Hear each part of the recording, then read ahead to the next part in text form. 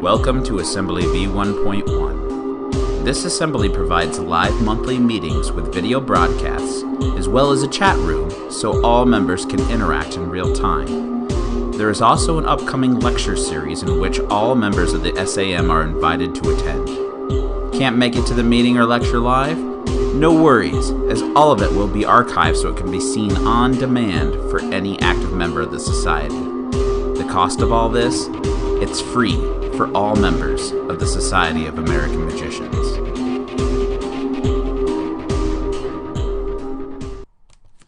Hello everybody to Assembly V1.1. Today we're doing a members meeting. We have got lots of things planned, but let's address a couple things right off the bat. One, the chat room. For some reason, it's not showing up so great on the MagicSam.com, and by not so great, I mean it made it disappear. You'll notice there's a huge gap where it should be, and the code's there, but it just doesn't want to show up. So, again, let's see, we'll pop this over.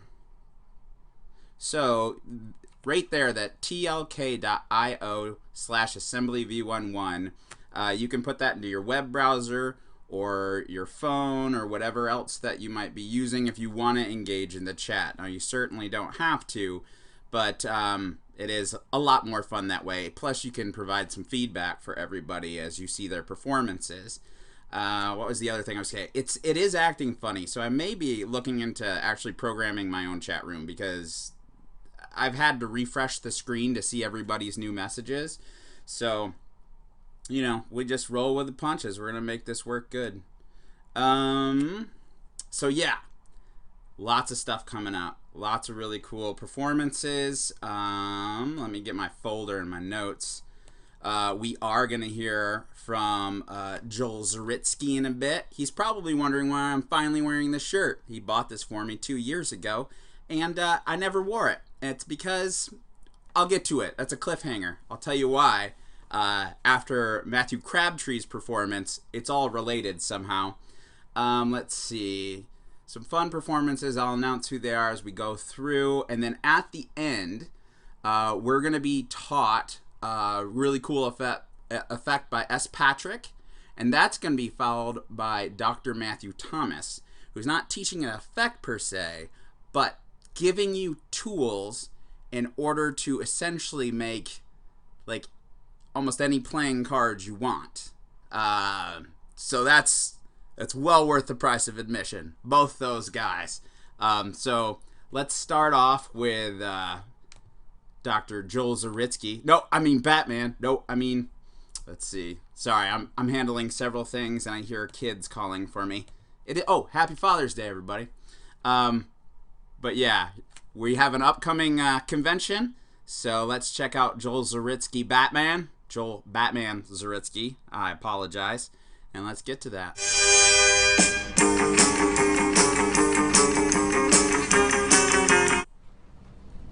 Hello, SAM members. I'm Joel Batman Zaritsky, Second Vice President.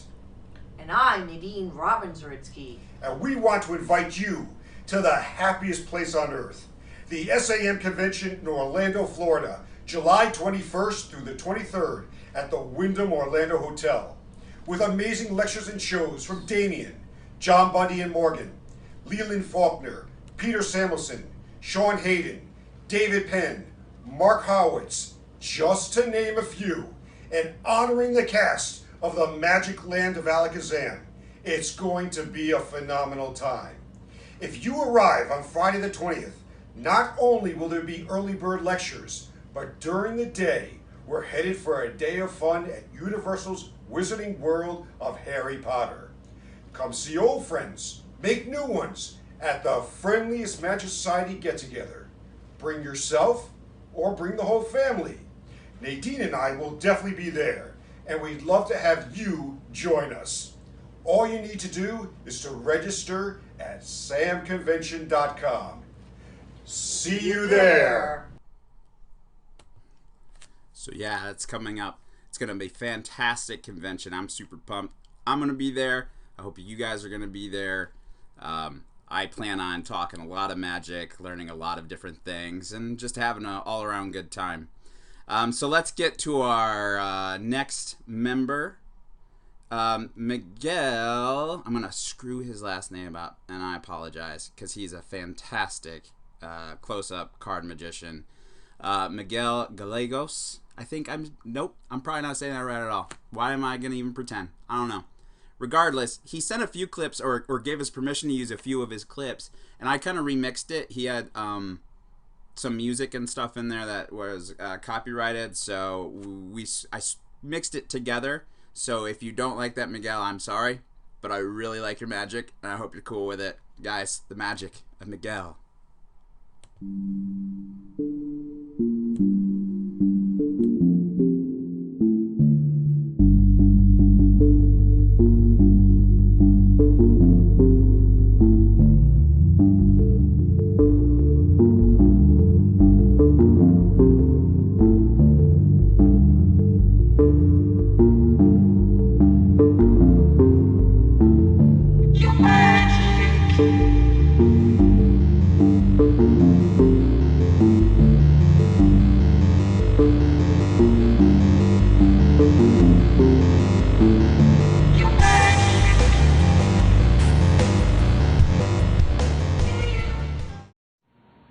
Ever since I first started in magic, I've always been fascinated by gambling, more specifically, crooked gambling.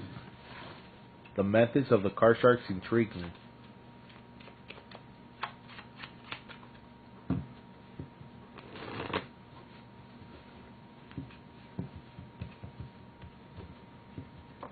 Let me tell you about a man named John Scarney. John Scarney could do anything with a deck of cards, even locate nice four of a kinds like these four kings right here.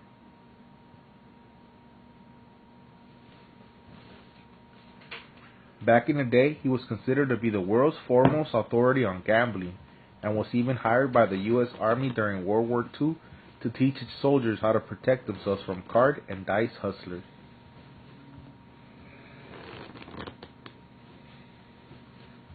He probably got the job after they seen that even after thoroughly shuffling and cutting the cards, he was still able to deal himself to four kings, the winning poker hand.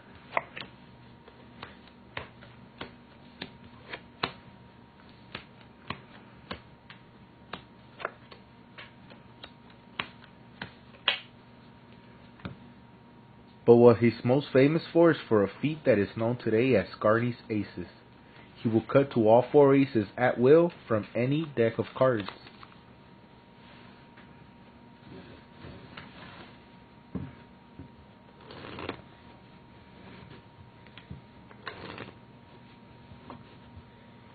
As you can see, this is a regular pack of cards, and the backs, they're all the same.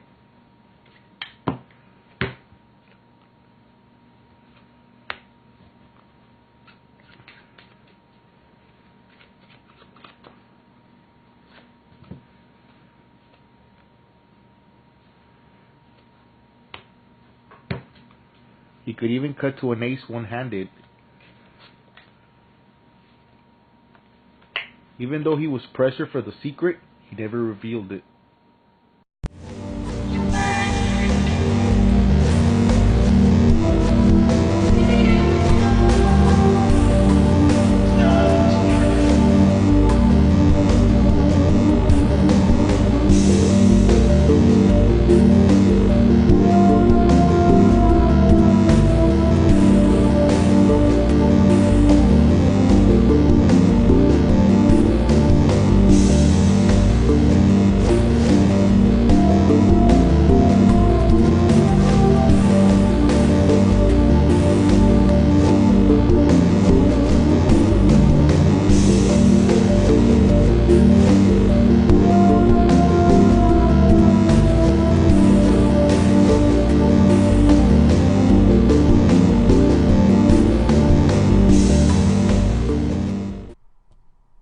That was Miguel.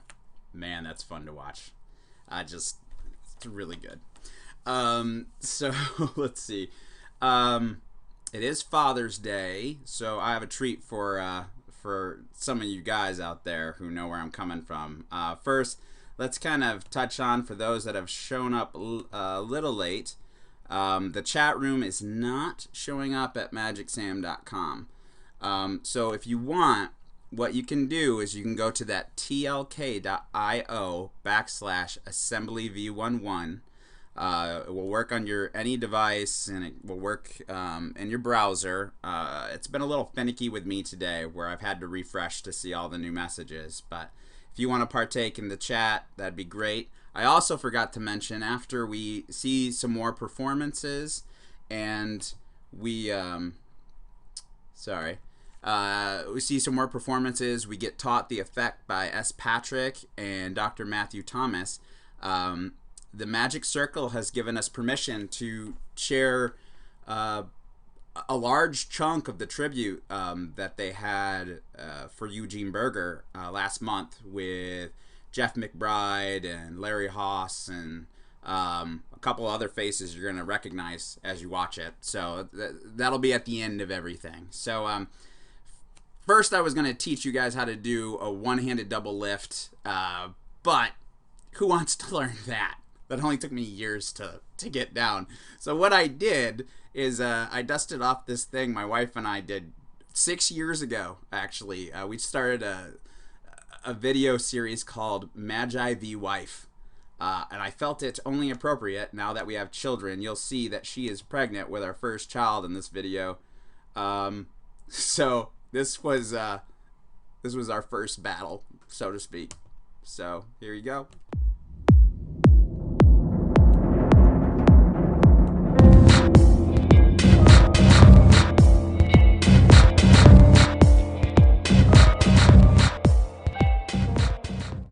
Really appreciate your help with the show today. That was...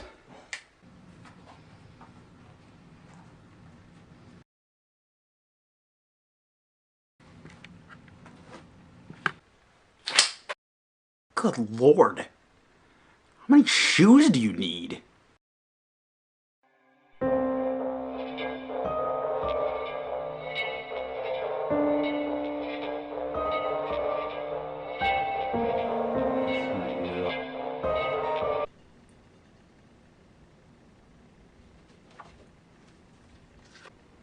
Oh my gosh, John, do you have enough cards?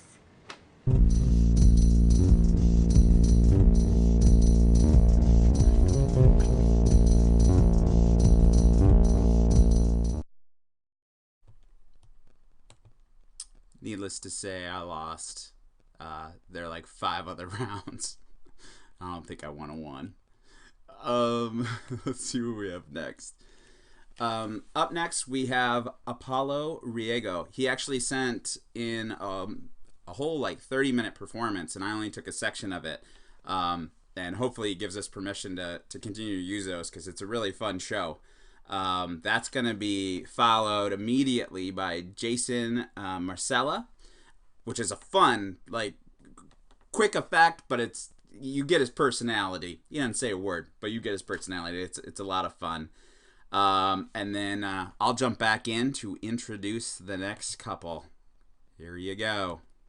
First magician I ever saw was for my 4th birthday party. My parents hired a magician. He did a lot of great magic that day. And there was one thing that stuck out to me the most.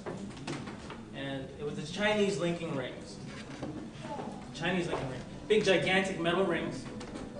They would link and unlink. They're really cool. The very next year, I asked my parents to get them for me for my birthday. Unfortunately, they were very expensive, and we didn't have much growing up, so I really wanted them. But apparently, you can do them with just about anything. Just about anything. Even pieces of cardboard. Just like these. Check these out. Okay? Take a look at them. Just take a look. Make sure they're actual cardboard. They're not made out of chocolate or anything like that. They're pieces of paper. Yes? Yes, I'll take that. Thank you. Thank you very much. We'll do this right.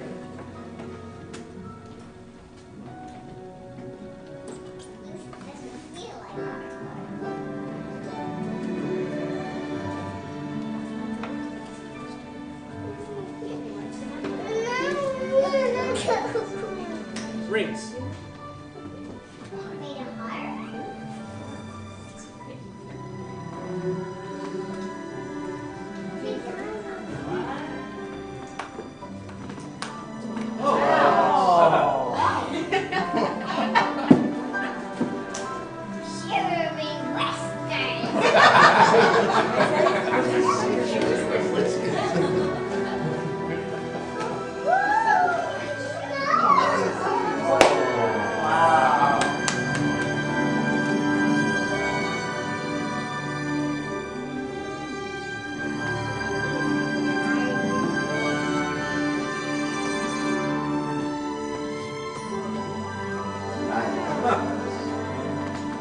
Unlike the metal rings, these are made out of paper, so they would not last very long.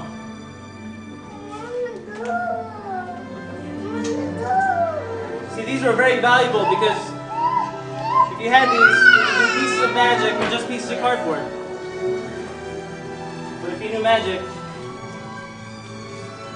all you had to do was blow. And they would come. Oh, man. Thank you very much. Amazing.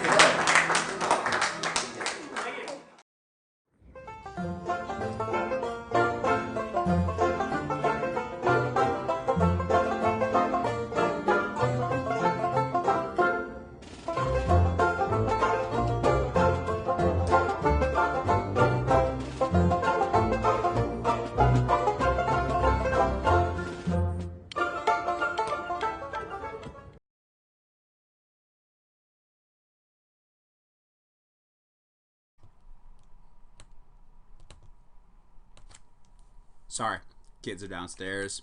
I'm doing double duty because it's Father's Day. You understand. Let's see. Who do we have up in the queue? That's too far ahead. All right. Next up, we have Jonathan, young man by the name of Jonathan. He shared with us a video that he took to audition for Penn and Teller Fool Us. And I thought this was incredibly brave. He recorded this and he sent it in, and I wish I had that kind of spine, so to speak, to just be willing to do it, to try those things. And so I took a section of that, of an effect that he did, and we're going to take a quick gander. So for the Sharpie trick, I'm going to need a spectator or an assistant to do the trick.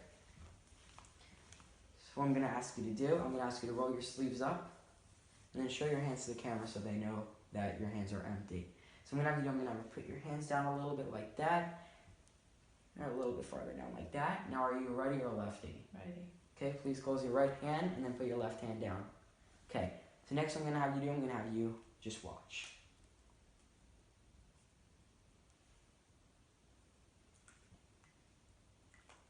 Okay, I'm going to close my hand. Now I don't need the Sharpie anymore, so I'll just put that in my pocket.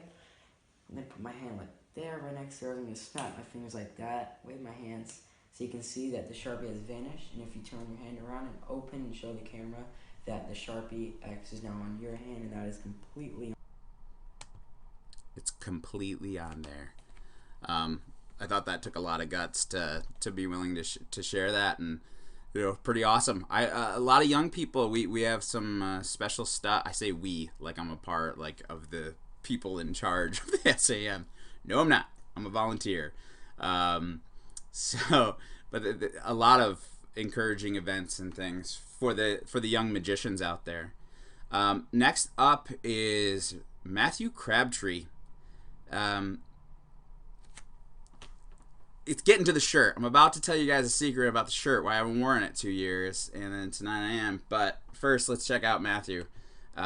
He does a lot of work for V1.1, and just, I typically don't like people who are smarter than me, which makes me a very lonely person, but we'll make an exception in this case. So here is Matthew Crabtree.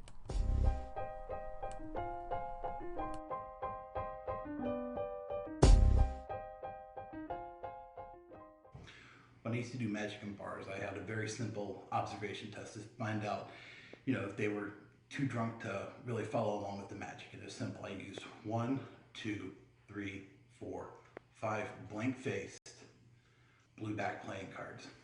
And so I'd ask them a question. What was the last card in the stack? And someone would say blank. I'm like, no, it was the ace of spades. But it's okay, it's a small card, small pip, it's easy to miss. But if you missed the ace of spades, you probably missed a royal flush. And if you missed a royal flush, you definitely missed the red back cards.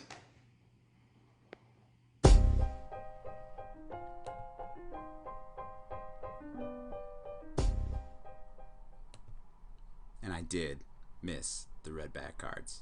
So finally, this huge thing I've been building up since the beginning of why I haven't worn the shirt that was gifted to me by Dr. Joel Batman Zaritsky years ago when we were coming up with this concept.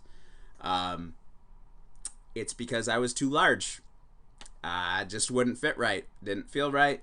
And so I'm going to bragging camp right now and talking about how Matthew Crabtree that you just saw and myself combined have lost nearly, if not 200 pounds. Of course, he lost 150 of that, so that's pretty amazing. So kudos to Matthew, brilliant guy. And he actually, I was trying to learn how to do a one-handed riffle shuffle, and I just couldn't get it. I had the books and videos, and it just wasn't clicking. And through a couple correspondence over Facebook Messenger, sure enough, within a day, I had it. So he's an excellent resource.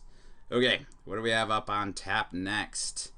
Oh, we've got, I believe I saw this gentleman. I believe it's Dr. Willie Yee. I'm calling everybody doctor because they are all doctors. Remember how I didn't like people who are smarter than me? Well, I lied. I love them all.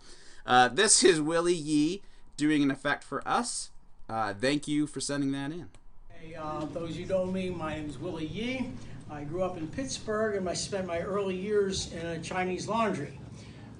You may not know what an experience that is because the laundry is probably the size of this room. And, you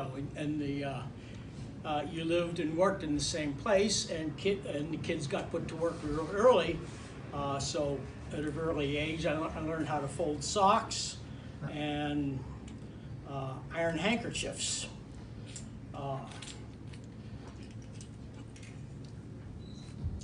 The other thing about Chinese laundry is, at least in Pittsburgh and a lot of towns, the Chinese Laundrymen Association functioned kind of like the Amish. Whenever somebody got a new piece of machinery in, all the laundrymen from all over the city would come together and they'd spend the whole day doing this construction or whatever, and then have a big dinner and go home and then do it for the next guy in another month.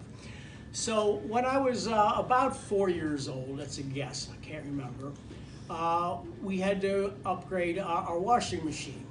Now the Chinese laundry washing machine was not like your washing machine. It was this big barrel, about this long and this big around, with another barrel inside with holes in it, and doors that you lined up to put everything in. And then it was powered by a big belt that looks like something out of Charles Dickens with an ancient electric motor and all this stuff. Well, they came to upgrade the washing machine. And toward the end of this project, it was probably 8 or 9 at night, somebody went and dropped a part down the washing machine in between the two barrels. And they spent, who knows how long trying to fish it out with coat hangers and whatever.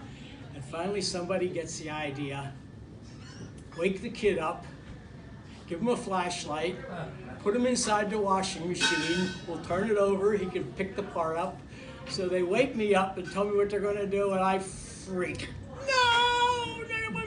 And they try to bribe me because down the bottom of the washing machine, there's money, silver. Because they'd fallen out of people's clothing. You can have all the money you want out of there. No, I don't want to go. So they carry me over bodily, give me a flashlight, turn the washing machine inside out. I find the part, take some money while you're done. No.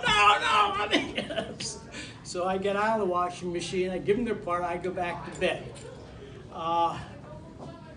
several years, I've been back to the laundry since then. It's not a laundry anymore. It's right on the north side of Pittsburgh, not far from Heinz Stadium. And I go back there, and in the pile of garbage in the back, I find the part. So, well, wow, that's interesting. I remember that. And then I take it home and I fool around with it, and I realize money fits inside it. Well, that's a coincidence. And I think, maybe I could do some magic with this. What are you going to do with something like this? And all these coins, and they fit right inside there. And I think, obviously the trick is money through the handkerchief. Does this thing have the magical power? So I take this thing and I put it in the handkerchief, and sure enough, push on it, and the money comes out. And I look, wow, there it is. I have the money, I have the part, I have the laundry, my childhood trauma is over.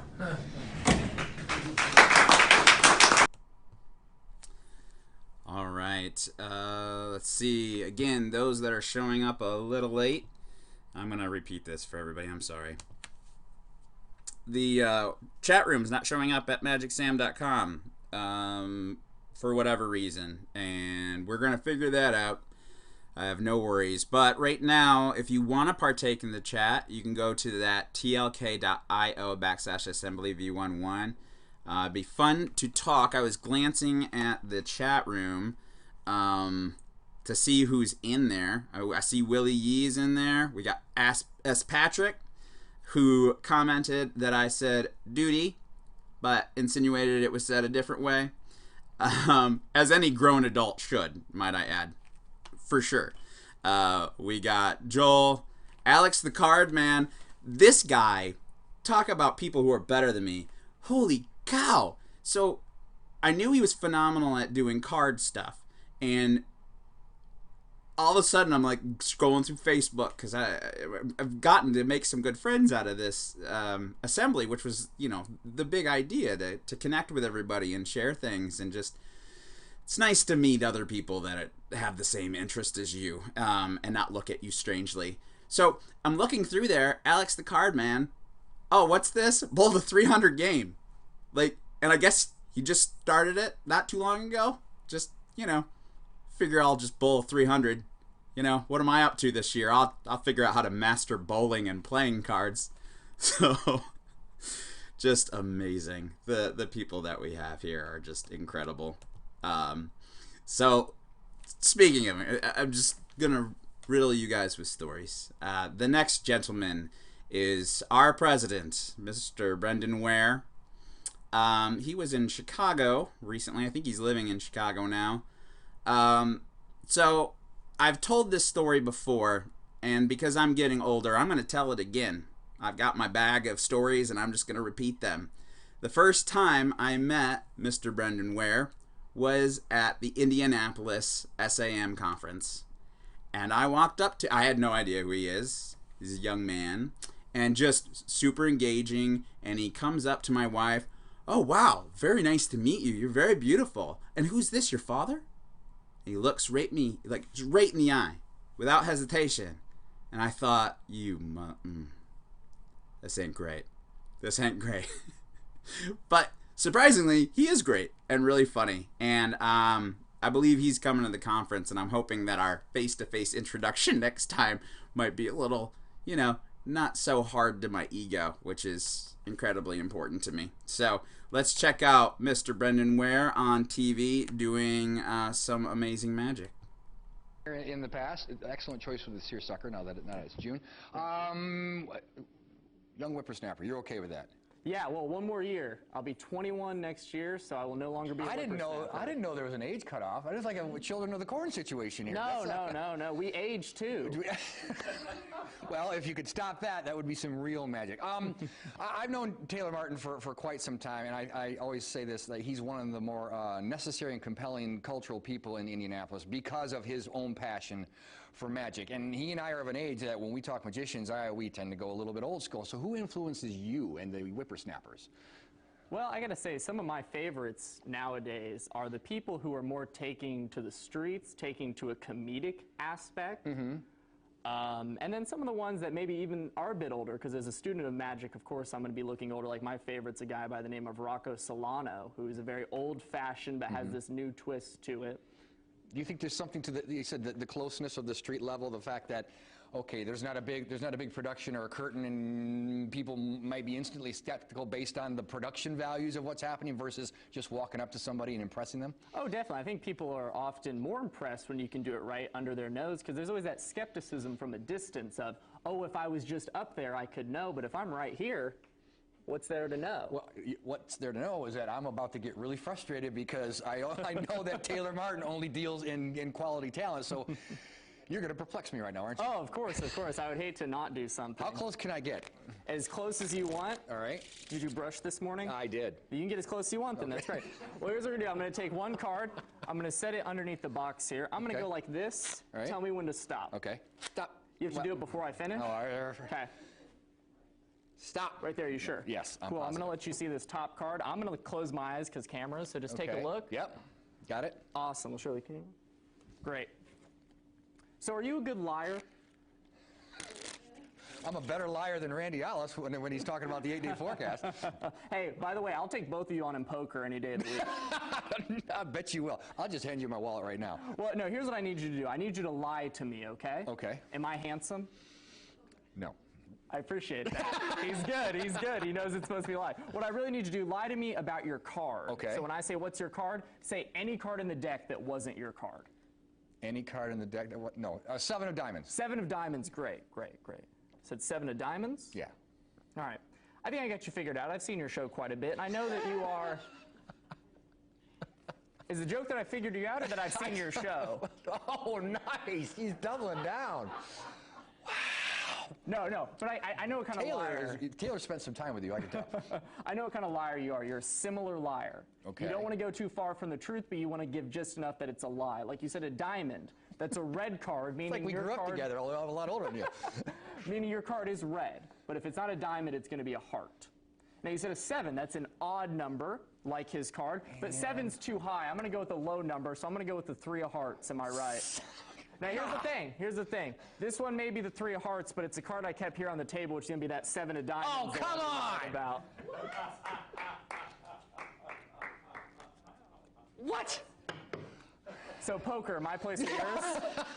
Again, I'll just hand you my wallet. Who was your I mean, when was the first time that you knew magic was something that you wanted in your life? The first time it got me a girlfriend. So, not recently, This right? guy's like a No, it was a while ago. It was a while ago. Okay. Yeah. What was your first trick? It was just a little card trick, and the fun was I got a kiss at the end of it. I'm glad you've altered your act since then. We have all the information for the young whippersnappers of comedy. Well, it is comedy. Of magic and comedy. We make sure we put that link on indiestyle.tv. Frustrating as always. Frustrating as always. Thanks for having me. And then with the 7 in the... I mean, what? I couldn't tell, like, magician.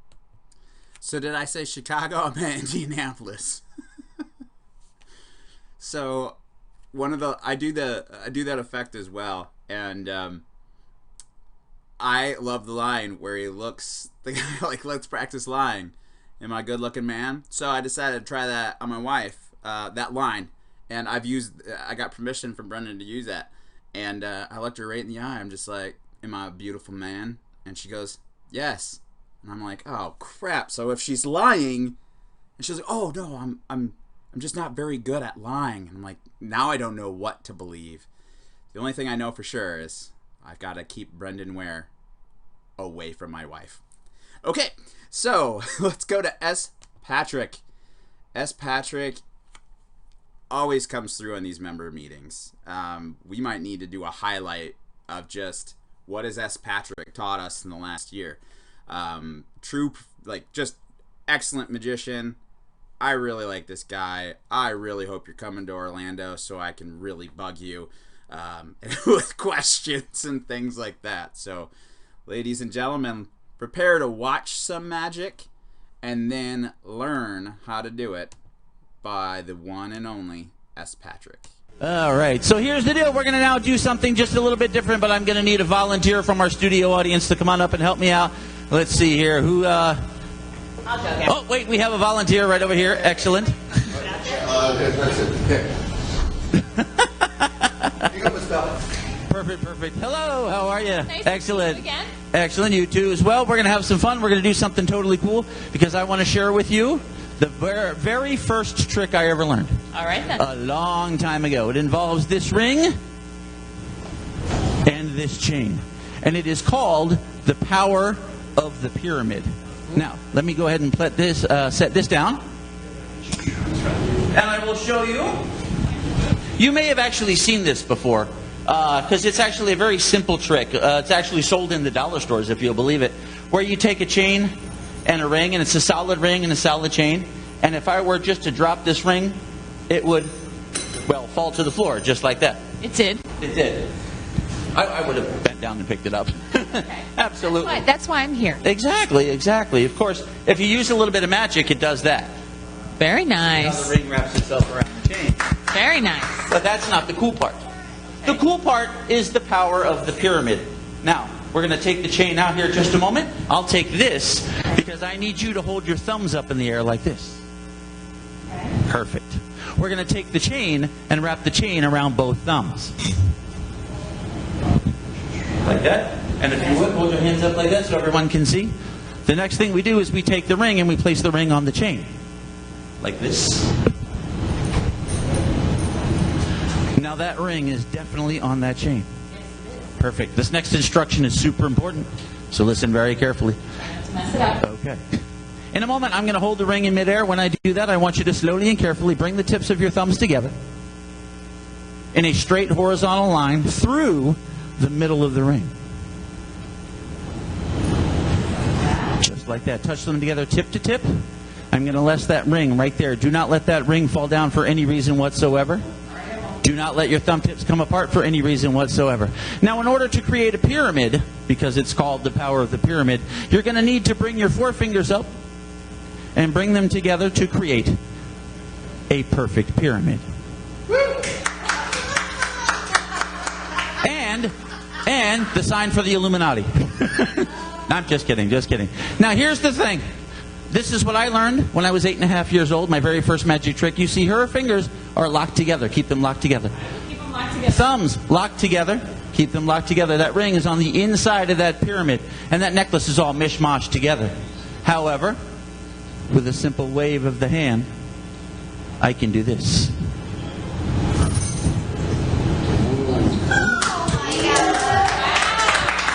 Leaving her speechless for the first time ever, ladies and gentlemen. It's amazing. Very cool. Thank you very much, ladies and gentlemen. All right. So now it's the explanation portion of the ring and chain. Just want to let you know, this is actually a routine. Now, the first part of the routine is a basic standard magic trick that's been written up hundreds of times. And it's actually a trick that you can buy at the dollar store with the ring and the chain and, flinging the ring onto the chain. That's a standard bit. The second routine was actually a story that was adapted into a second part of this routine by a person named Leslie Melville, who wrote two books called Magic Tales. It's Magic Tales 1 and Magic Tales 2. You can check out the book right over here. It's in Magic Tales 2. It's like the third or fourth routine, and it's a really great story based upon the concept of enlightenment. I changed it up, tweaked it a little bit, but the same concept exists. You start with the ring and the chain. You take the ring and the chain, and you do the first part of the routine by just dropping the ring onto the table. Obviously, it's a solid ring and a solid chain. During the routine, the next part of it is where you're actually going to link it onto the chain. What you do is take the chain, place it inside of the ring. You bring your middle finger underneath the forefinger just enough so that when the ring drops, it's only going to tilt only like 1/16 of an inch. I mean, it's a very slight tilt, but it's just enough to turn that ring over like 1/2 times to get it to link onto the ring. Unlike that. So, you do it as many times as you need to. That's the neat part of the routine, is that because of the pattern that I use, you can do it a few times until you actually get it right. And then when you get it right, then you can go on to the second part of the routine. So you keep going and going, and take all the time that you need, right, until it links just like this. Now, the next part of the routine is actually even easier than the first part of the routine, because the first part of the routine takes a little bit of practice. You want to lock yourself in a room with a ring and a chain and do this about 1,000 times until you kind of get used to where the sweet spot is that you need to do to make the move. The second thing is nice because it works itself. You just need a volunteer who has 2 thumbs. Always make sure they have 2 thumbs before you ask them to come up and volunteer. I did that once. The guy only had 1 thumb. That was a sticky situation. It was not good. So, face the camera. Hold the 2 thumbs up in the air like this if you would, please. You then take the chain and place the chain around both thumbs. And you're going to take the ring and place the ring on the middle of the chain. Now, you're going to create what's called, what I called, the power of the pyramid. He's going to make a pyramid. I'm going to hold the ring up. He's going to bring his thumbs together in a straight horizontal line through the middle of the ring and hold them together and keep them together, just like that. The next thing he does after the thumbs is he's going to bring up his forefingers just like this and bring them together and keep them together just like that, creating the perfect pyramid.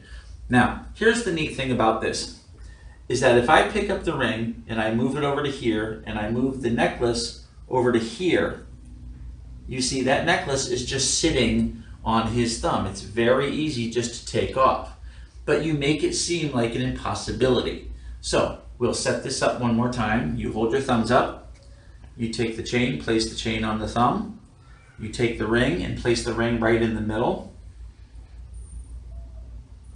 You then have him bring his thumbs together and create the pyramid. Now, this is the part where you tell them to keep your thumbs together no matter what happens, keep your fingers together no matter what happens. That ring is on the inside of the pyramid and that necklace is all mishmashed together. You do that, evidently illustrating how impossible of a situation this should be. Okay? Then, I go like this, make a magical wave, and with a quick yank, I yank the chain out from the middle of the triangle, and it looks like an impossibility. The neat thing is that it's a self-working routine. It automatically works itself. All you have to do is just follow the instructions there, or better yet, find yourself a copy of Magic Tales 2, because not only you get this book, or this routine, but there's like 30 or so, or actually even 40 or so more routines in Magic Tales 1 and Magic Tales 2, and you can get it at Amazon actually right now. So big credit to Leslie Melville, who is one of my inspirations as far as storytelling magic goes. And thank you to Justin for helping out. You did a fantabulous job. And that, guys, is the power of the pyramid, the ring and chain. Also, S. Patrick is probably the best dad ever. Did you see Sure? I mean, he was thinking ahead when he did this. And just would solve that. Everybody gets the best dad ever mugs or whatever. Well, it's official. We know who it is now. Let's see. I see Rick's in the chat room. Rick, thanks for coming and hanging out with us today. Mr. Matthew Crabtree as well. Thanks to everybody that's come out. Let's see. Let's talk a little bit. Well, I'll talk about next month after we check out this next video. I did want to come back to the convention again. So V1.1 actually premiered. The charter back there was official at the Indianapolis conference. So it was kind of a big surprise. It was like this thing that was in the works for like a year leading up to it, or almost a year, I think. And so there are some surprises that can happen at the conference. And I'm not saying there is, but there might be something coming around the bend. Maybe. We'll see. Up next, I would normally say get out your pen and paper and take a lot of notes, because you're about to learn how to make your gaff cards at home.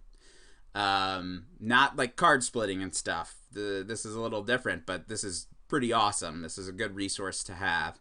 But I don't need to tell you that because all of these episodes are available all the time at magicsam.com.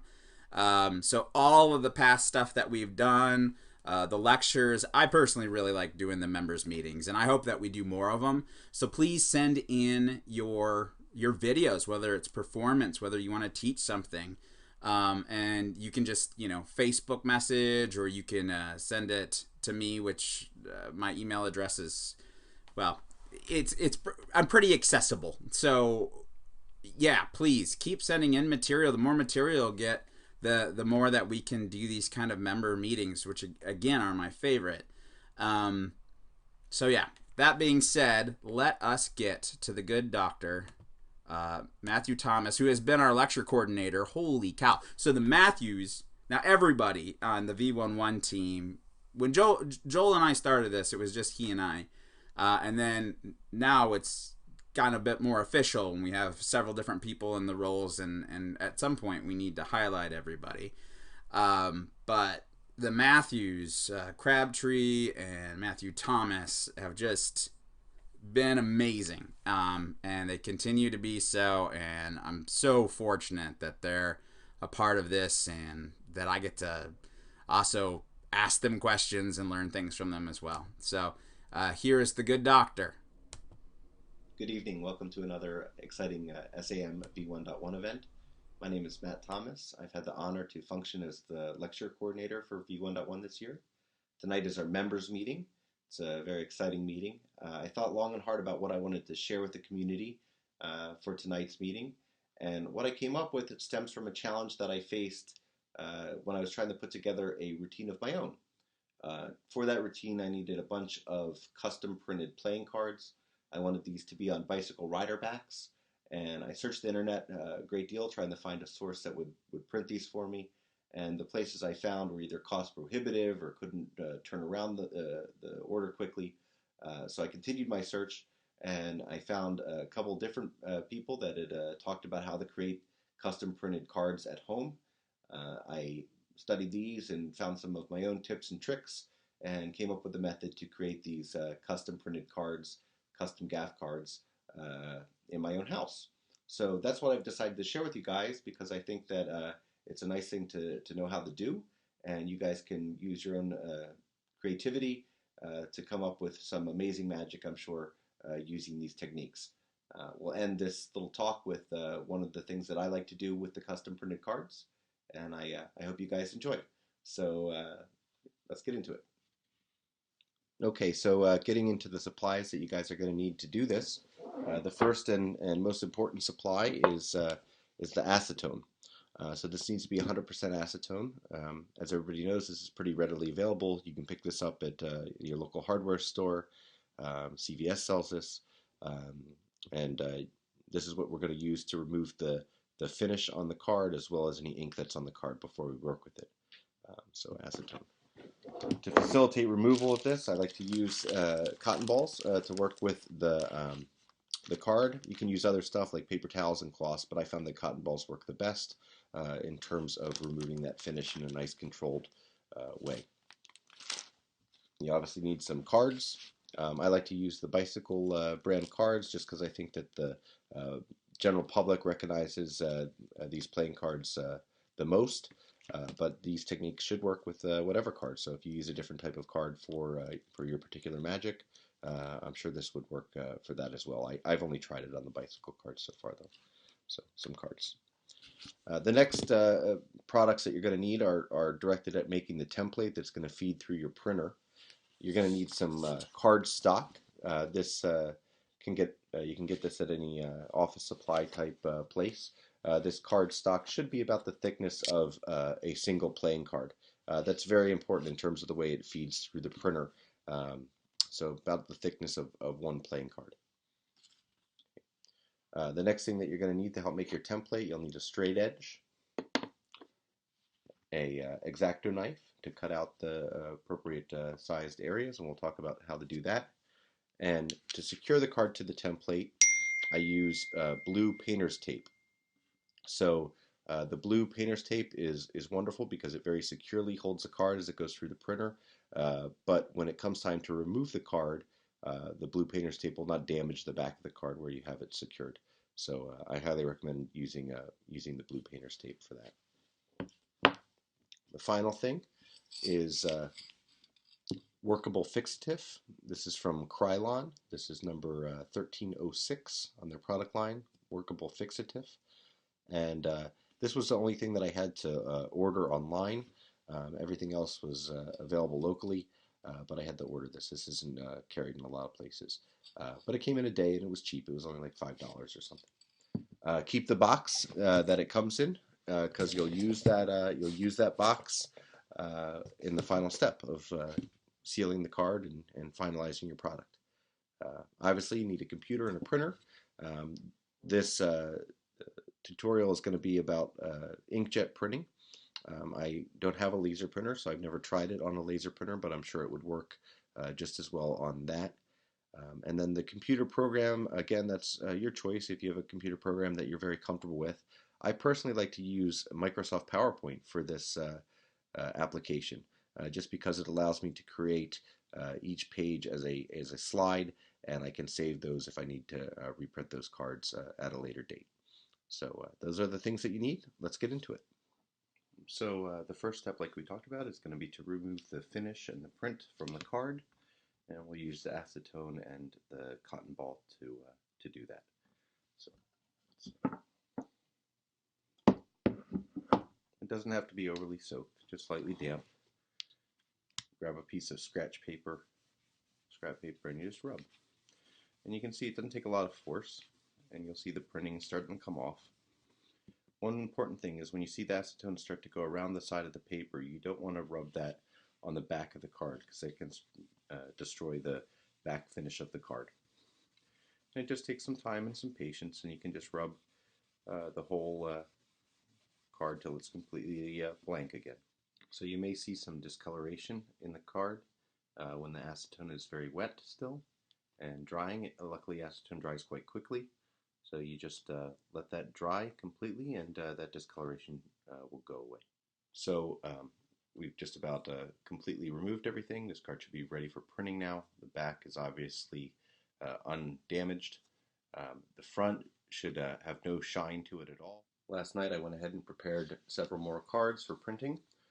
On the scratch paper you can see the residue that's left over after you remove the finish from the cards. And all of these cards are now ready for printing. They're basically back to just standard paper stock. So as I said, I use Microsoft PowerPoint. I've selected the page setup and created a page in letter format that's 8.5 by 11, and you want that in portrait mode.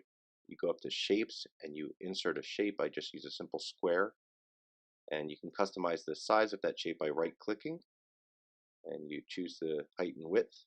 So 3 by 5 by 2 by 5 is the exact size of a playing card. You don't want to use that. You want it to be slightly bigger. So we'll go in here and we'll make this slightly bigger. Use 3.7 by 2.7. Once we have one shape positioned on the template, just copy and print that shape, line it up, select both of those shapes, copy and print again, and line those up at the base. Now you don't need them to be filled in, so we'll select the shapes one more time, and we'll remove the background. And there's your template. So here is our template, ready to be cut out. So I finished cutting out our template, and now we'll use the blue painter's tape to attach to the back of the template so that our cards will be secured to it as they pass through the printer. So I've finished putting the blue painter's tape on the back of the template. There's what the front of the template looks like. So there's our cutouts for our cards, and the blue painter's tape will hold the card in place as it prints. So we're ready to decide what we're going to print and make some custom cards. So going back to our PowerPoint template, you can see I've inserted several photos. That's myself and my lovely wife. There's one of our founders, John below. Here's Joel. We're going to put Joel's picture in. I haven't asked for permission for these photos, so I'm sure I'll be hearing from their lawyers. Just resize that photo, and you just position it within the template. Now to remind you, the template is slightly larger than the playing card, so you can downsize these. You can edit these photos. I prefer to use a blurred edge on the edge of the photos. There's different artistic views you can do. PowerPoint lets you manipulate pictures quite a bit, different color schemes. And under quick styles, you'll see the edge blur. And we'll use that. That creates a softer edge, so if the spacing's a little off, it looks a little bit nicer. So we'll just edge blur all of these. Another nice thing to do is to oversize the picture so that it prints completely to the edge of the playing card. And I'll do that in a subsequent step. So we'll get these all ready to print. So with our PowerPoint template ready to print, we now turn our attention to positioning the prepared cards in the template, and then we'll go ahead and print. So I've finished placing the cards in the template. Very important to press around the edges. The cards are nice and sealed to the blue painter's tape. There's the back view, and this sheet is ready to be fed into the printer. So there we go. There are custom printed cards. They will require a decent amount of dry time when they first come out of the printer. So just be patient, let them dry, and then there's just one more step to finish them up. You may notice that the pictures will look a little bit dull after they dry, but don't worry about that. As you seal them, that shine will come back. So we'll let that dry, and then we'll get on to the final step. So having removed the cards from the template, I've taken an old box that I had lying around, and we've taken some of the blue painter tape and just made little spots on the base of the box to hold the cards. And we'll position the cards in the box for the final step. You just gently place them in there. They don't have to be very flush to the bottom, just long enough to hold them in place. And there you go.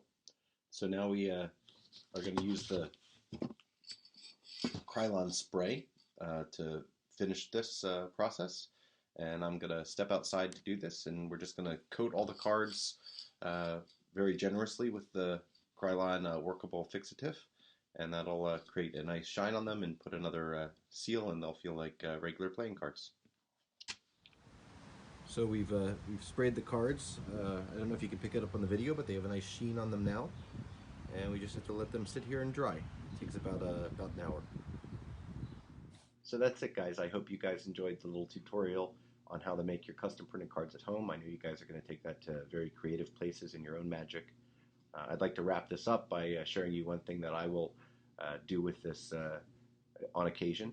If I know that I'm performing for a certain group, or I know a certain group of people are going to be there, I'll make some custom printed cards with individuals from that group printed out on those cards, and I'll have those in my pocket.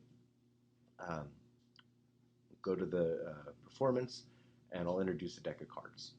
And I'll fan out that deck, show it all different, hand it to the spectator, and allow them to shuffle it and examine the deck. As they're doing that, I explain to them, I say, most magicians will have, when doing a card trick, will have a card selected in some manner, and then we'll subsequently lose that card somewhere in the deck and find the card. And while that's very impressive, we're going to do something a little bit different here. What we're going to do is I'm going to try to find your card first. So I'll take the deck back. While they're in the process of shuffling, I'll have palmed the custom printed card off from my pocket, and as I take the deck back, I add that to the top part of the deck.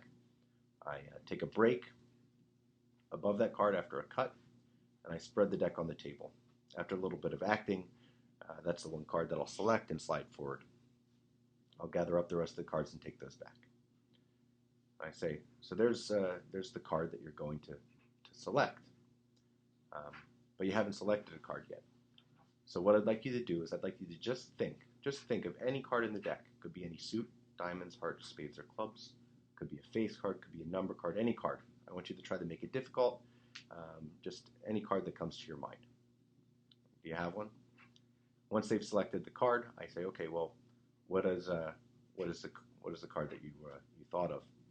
And they share that with me. And immediately after they share that, my eyes go to the table where that card was that I had selected previously.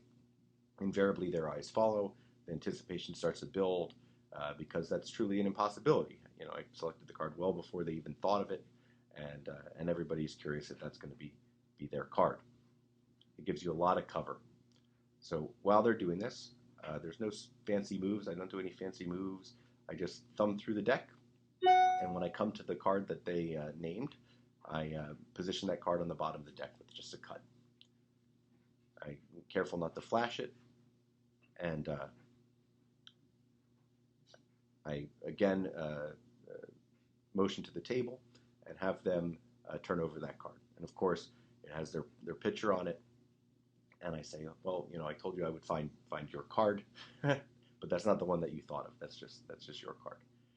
There's a lot of room for jokes here that I'll let your guys' imagination come up with. Oh, pardon me, I'm sorry. So after having them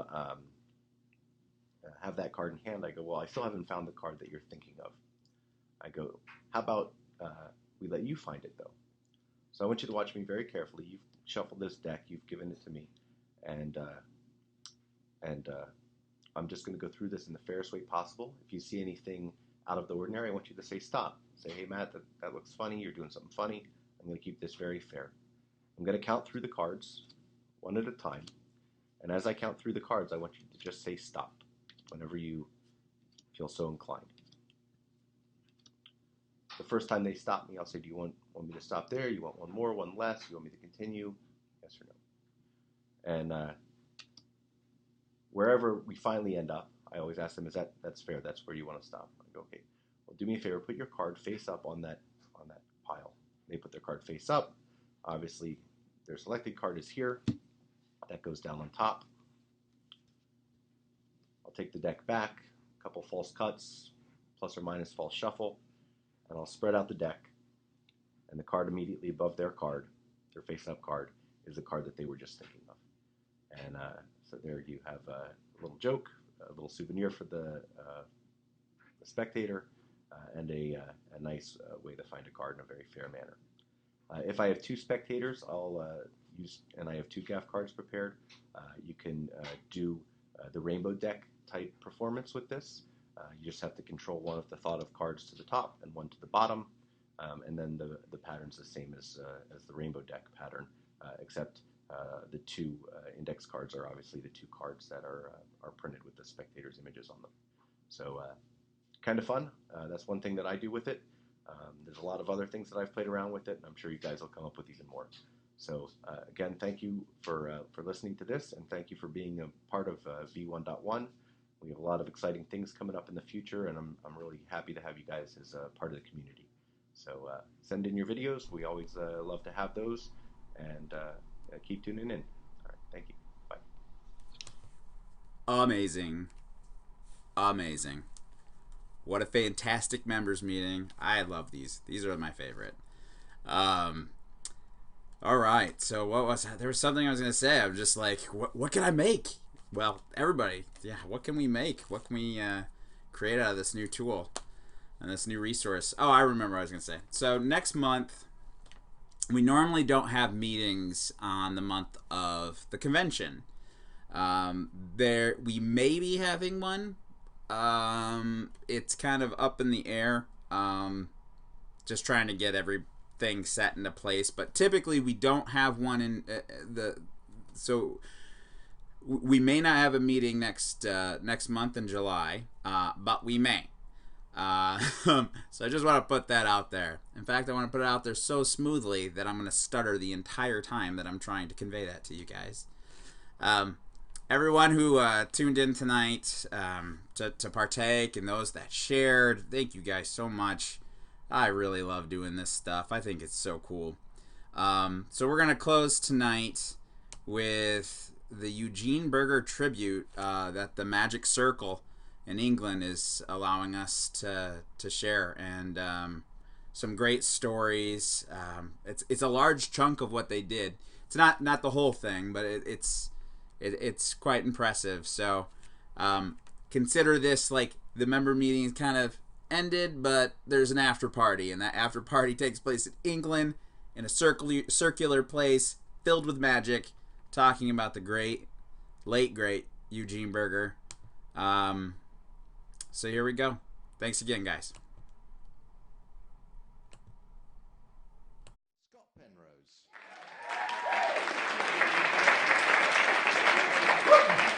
Thank you.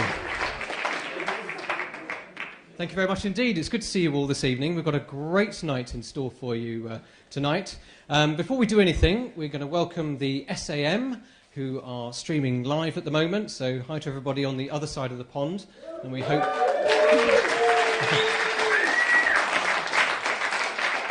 and we hope in America you have a great evening as we're going to have tonight.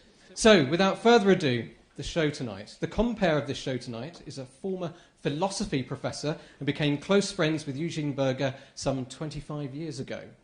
And unlike Plato, who met Socrates and became a philosopher, this gentleman met Eugene and became a magician. So please welcome to the stage the new dean of the McBride Mystery School, Dr. Larry Haas.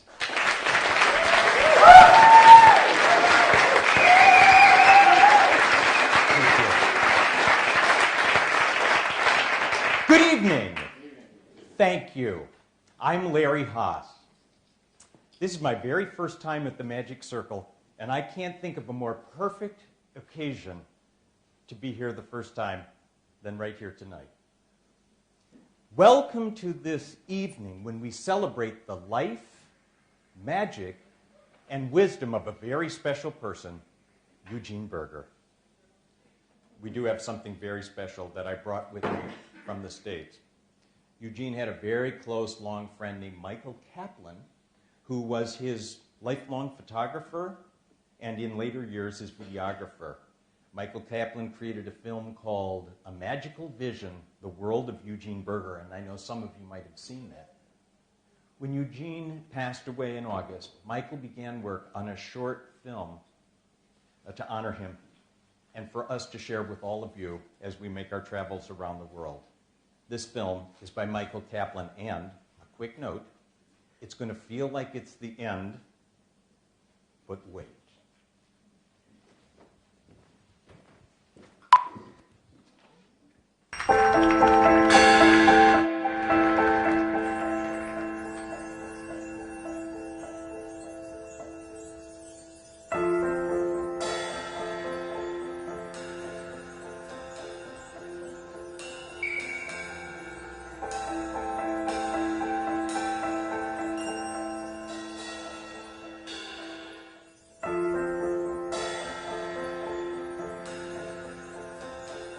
Universal dream is a dream of magic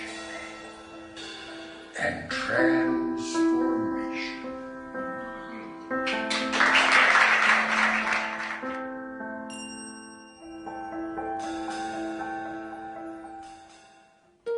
What appealed to me about hauntings was taking a theme and writing a show about it that actually scared people. When I was in high school, my friend Dick Falkins and I would have little mock seances for the neighbor girls.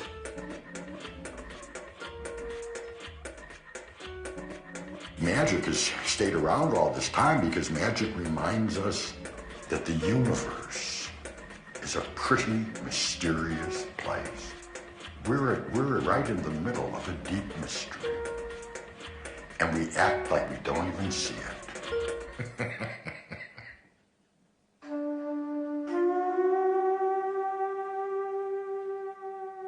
I don't feel I'm just part of the entertainment business. I think that there's something deeper going on here. That magic is a deep and a profound and a wonderful art.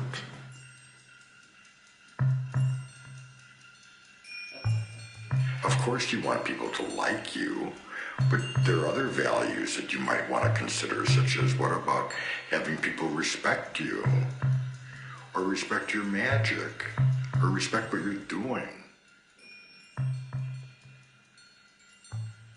What do you want your magic to be? What effect do you want it to have on people? These are the questions that I think are important, not where do you put your second finger during a card slide.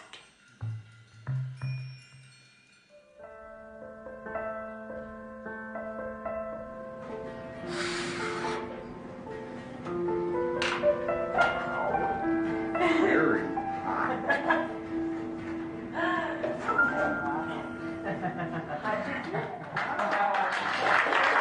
Name the card out loud. 5 of spades. Pretty amazing. And there it is, Wonder of Wonders on the... What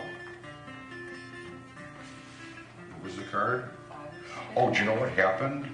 I hit it too hard. Look, it went right through the tablecloth. Oh.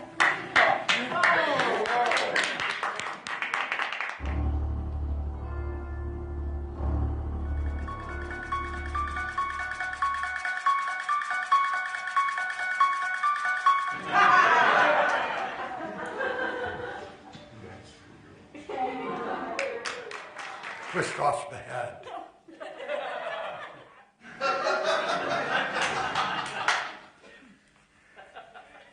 Food poisoning.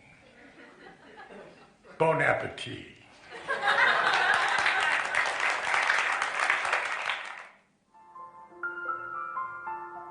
Is my life full of surprises? Or am I just caught in ruts? Those are questions, that magic brings up. Magicians begin with that's impossible, and so impossible doesn't frighten us. It's not a word that scares us. Magic says to every one of us, get bigger dreams. Our dreams are too small.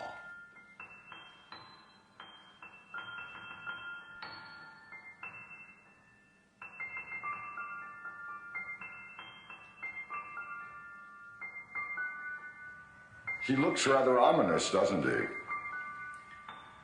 Perhaps his face is covered because it is not yet our time to meet him. And then one day, when it is our time, perhaps like a master illusionist full of surprises, he will lower his cloak and greet us with a smile.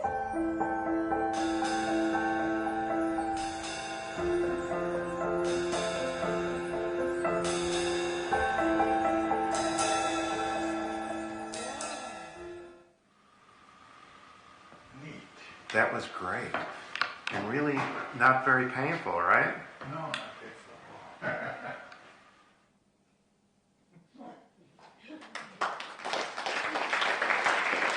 Yeah. Thank you, Michael, who I know you'll be watching. Wasn't that something? It just takes you through so many phases of Eugene's life. When Eugene and I were here in 2011, we were at a magic convention together, and someone said to him, Eugene, we're getting older, aren't we? And Eugene, it's pretty scary, the man said. And Eugene said, not really. He said, I think it's important to be a friend to death. And he was. As we move into this next section of our evening, I'd like to bring out Dr. Ricardo Rosenkrantz, who is going to host this. I'm handing the baton to him to carry us into the next part. Thank you. Thank you. Well, good evening again, everybody, and welcome to this next portion of the evening. We decided that it would be an interesting experience for everyone to get to hear a few of the people who have been very close to Eugene over the years, discussing some of the elements of his life, Eugene the man, Eugene the educator, Eugene the crazy friend, Eugene the magician. So it is my pleasure to introduce our guests. First, we have a dear friend. His name is Mike Burke. Mike and Robert. Oh, well, welcome. Thank you. Welcome, Mike. On any given night, if you called Eugene, there was a very good chance that he was drinking a glass of Merlot and that Robert and Mike were in his apartment. And since I only live 5 blocks away, usually that conversation ended with me being in his apartment with a glass of Merlot as well. Mike is also the trustee of Eugene's estate. So you can see how much Eugene trusted and loved Mike. Of course, you've met Robert as well. And our next guest, of course, Larry, Jeff.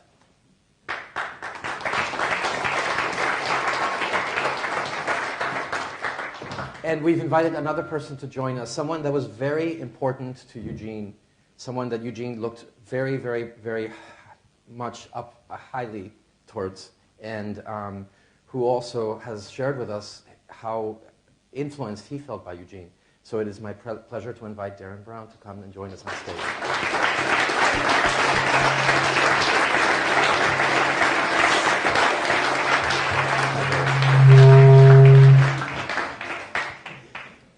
Well, please join us.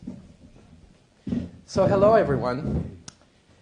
I've decided that the most interesting way to approach this is for us to have a conversation about some of the elements that we remember most about Eugene.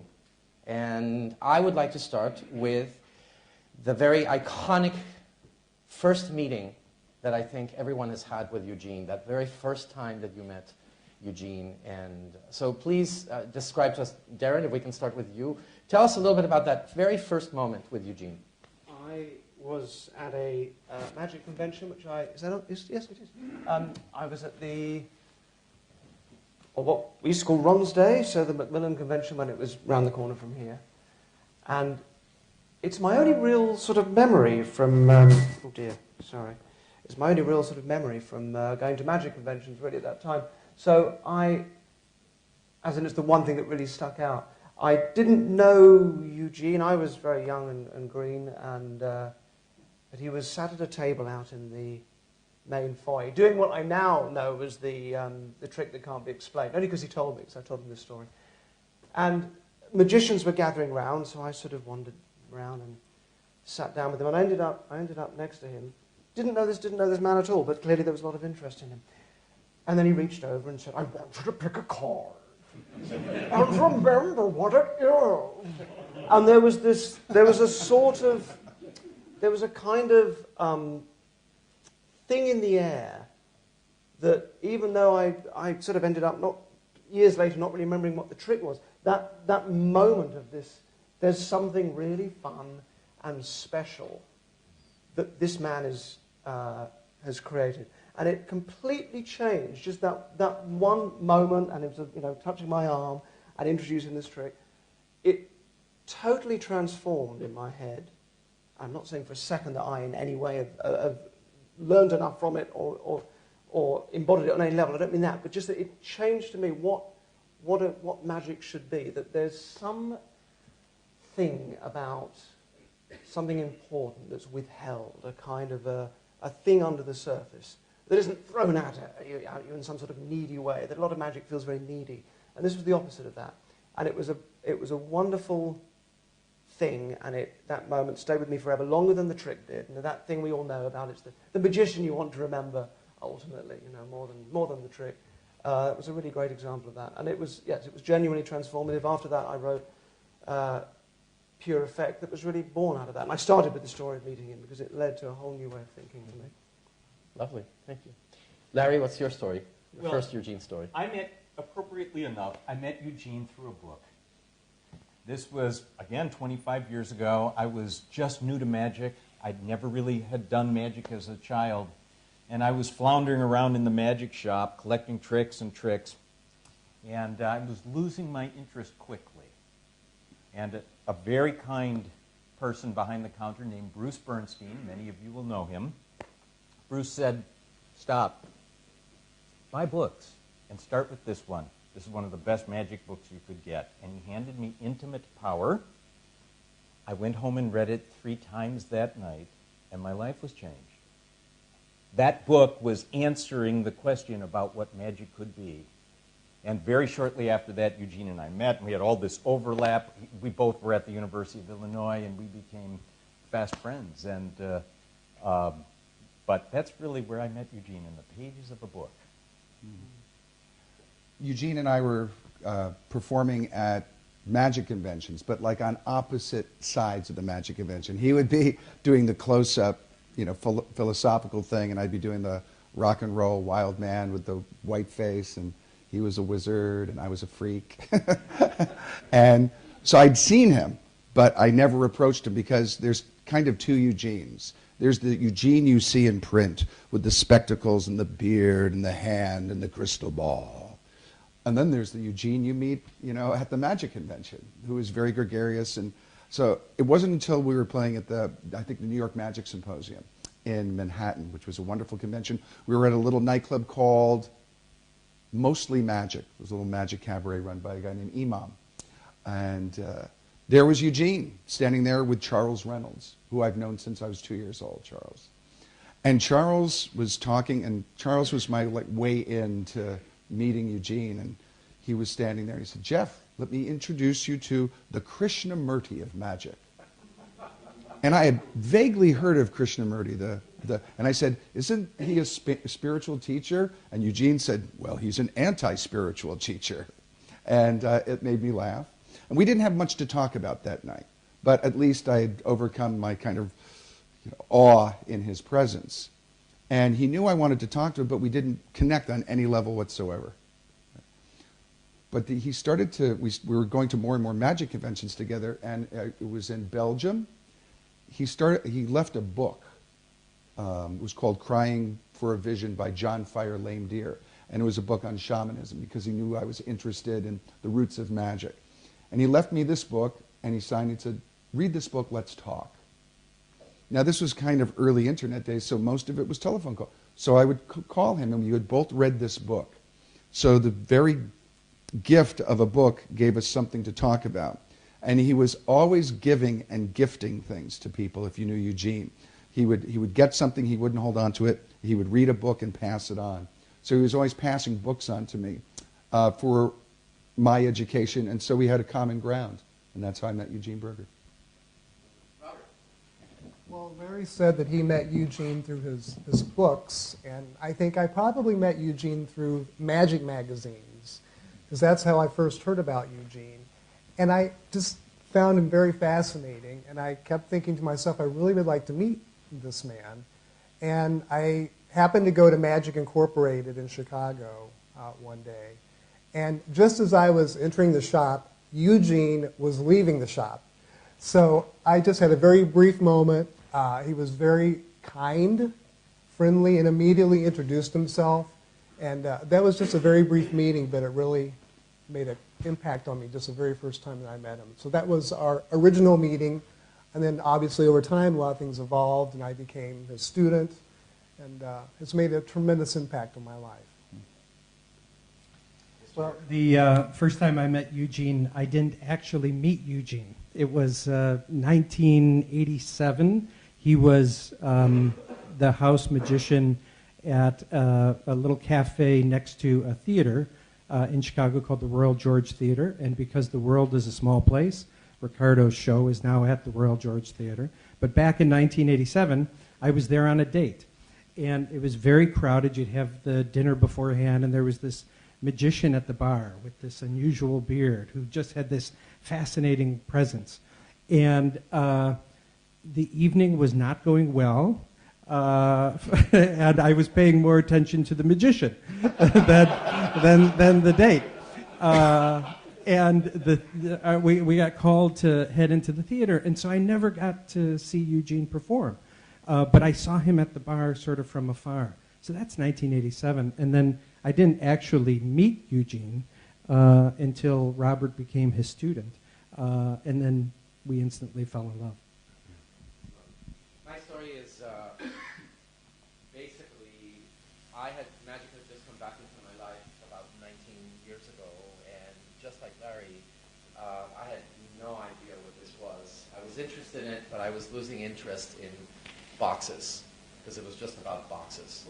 And then a friend of mine in Chicago said, "You should go meet Eugene Berger and take lessons." And then I keep harping on this because the fact that Eugene lived 5 blocks away from me is one of those coup de grace of luck in the planet, because it enabled a lot. And I always felt that Eugene was also some sort of a psychiatrist for me. And so the walk to Eugene's house was a way to organize my thoughts and organize my plan for the session. And that very first time I walked in, we talked, he performed Fading Coin, and that was the first thing that but he didn't teach it to me that very first time. He said, no, no, no. You'll buy this book about Okito. We'll see you the next time. And so I learned no magic in that first session. But I was hooked on Eugene Berger at that time. And then, of course, our friendship evolved and became very close. I want to touch on the subject of Eugene, the teacher, because what we all sort of said is that our very first relationship with Eugene, of course you were performers, but was that he was already teaching us something at that point. He was already being a teacher, even before he was a friend. So I'm interested in knowing what would be a lesson, what is one lesson that each of you took or has taken from Eugene? This is not a legacy question. This is a question about what is one important lesson? And then pepper that with this other question and this other thought. How was Eugene's teaching, his teaching style, different than other educators, other teachers that you might have met in your life? Well, I'll start. I started reading a lot of Eugene's books and talking to Eugene, and I really wanted to hang out with this guy. And he was in Chicago, and I was in New York City. And I was like, okay, we had a lot of similar interests, and I said, why don't we do a retreat together? And this was the origin of the first mystery school. And he said, yes, let's call it the powwow. And I said, it's a little corny.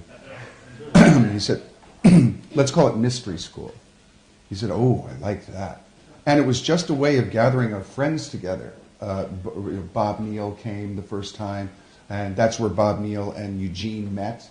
But it was, as a teacher, I wanted to just spend more time in his company, because every time I was in his company, I just felt nurtured in a way that I had never been by any other magician or lecture or performance. It didn't fill me the way that his kind of minimalistic approach to magic and his ability to connect with people through his voice and his magic and his wisdom.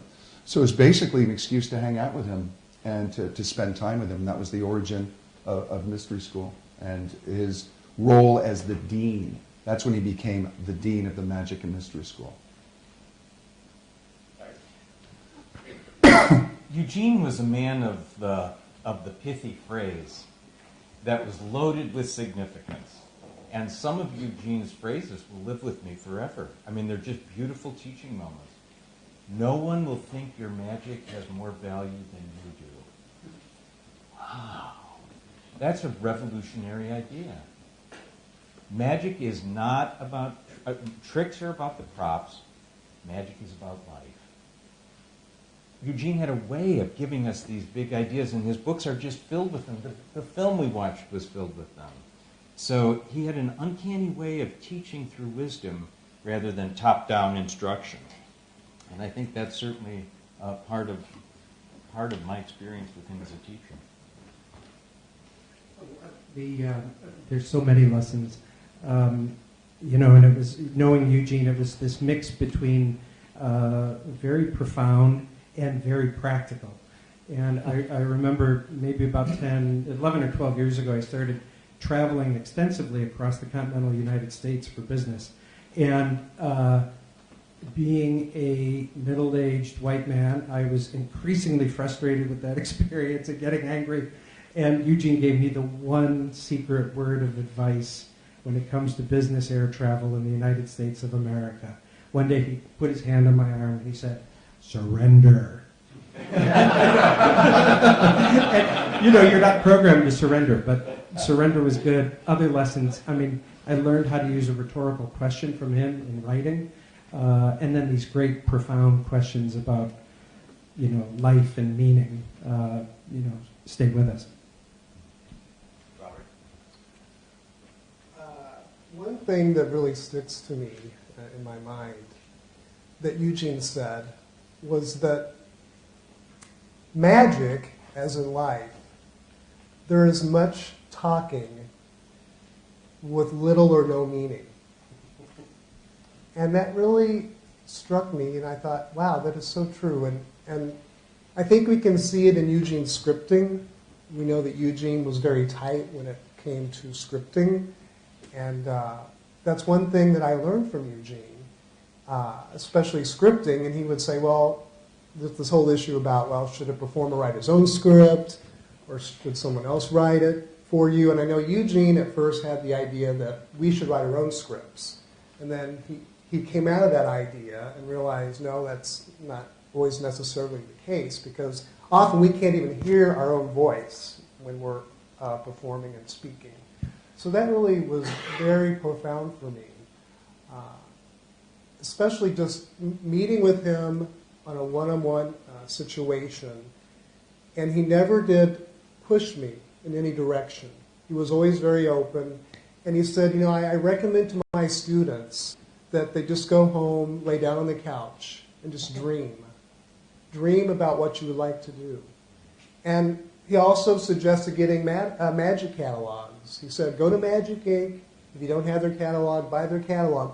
Go through the catalog, and something will call to you. Mm-hmm. And when that calls to you, then you should pursue it. So that's some of the things I learned in that area. But he was also great at telling you that perhaps you shouldn't pursue something that you thought you should pursue. Yes. He was very good at that. Yes. I remember that I was working about to open the show, my show, and I had this one number that I had learned from Jeff that was a great little doctor-patient thing that involved a sponge ball. And Eugene looked at me and said, Ricardo, look at yourself. You're just not a sponge ball guy. Leave it alone.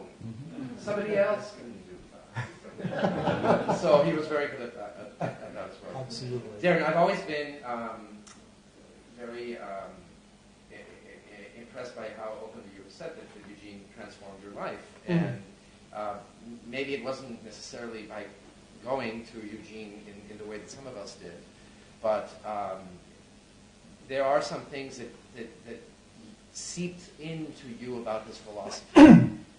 Yeah, and I never had the experience of being taught by him in any formal or immediate way, but it sounds like, from listening to you, that it doesn't surprise me at all that, like a good director, he doesn't talk at you, tell you what to do, but allows you, plants an idea, plants a seed, and then you because it has to come from you. These things have to come from you. However good your teacher is, it has to come from you. And I imagine he was a master of that, of letting you find an answer yourself. I remember from reading the books, really, that's how I sort of the times that we saw each other, we didn't really talk about magic that much. I remember practical things. That great idea that, I can't remember where he wrote it, but just that if you've got really dirty fingernails and you're doing close-up magic, people are not really going to enjoy your magic that much. You've got really dirty fingernails. And I remember that, and I started looking after my fingernails and started to think much more about the experience of magic, particularly when we are all often led to believe that it is inherently this, perhaps a childlike state of wonder that all that sort of stuff. But the reality is that you can't divorce it from the experience of the magician. If he's got bad breath and is rude or unpleasant, your experience of magic is going to be rude and unpleasant. It's not going to be. You're not going to be transported to a childlike state of wonder if you don't like the magician. So that I think is a very profound thought, really, because it doesn't really have any meaning, I don't think, outside of the performer. And it's easy to look at Eugene, perhaps, and go, oh, well, magic is inherently, it just inherently gives us this sense of mystery that's important. I don't think it does. I think he did, and he found that, and he brings that out of it, and that's the really interesting thing to me. That's the interesting thing that he's taught me, because it isn't easy. We're all doing something that's inherently a bit dishonest.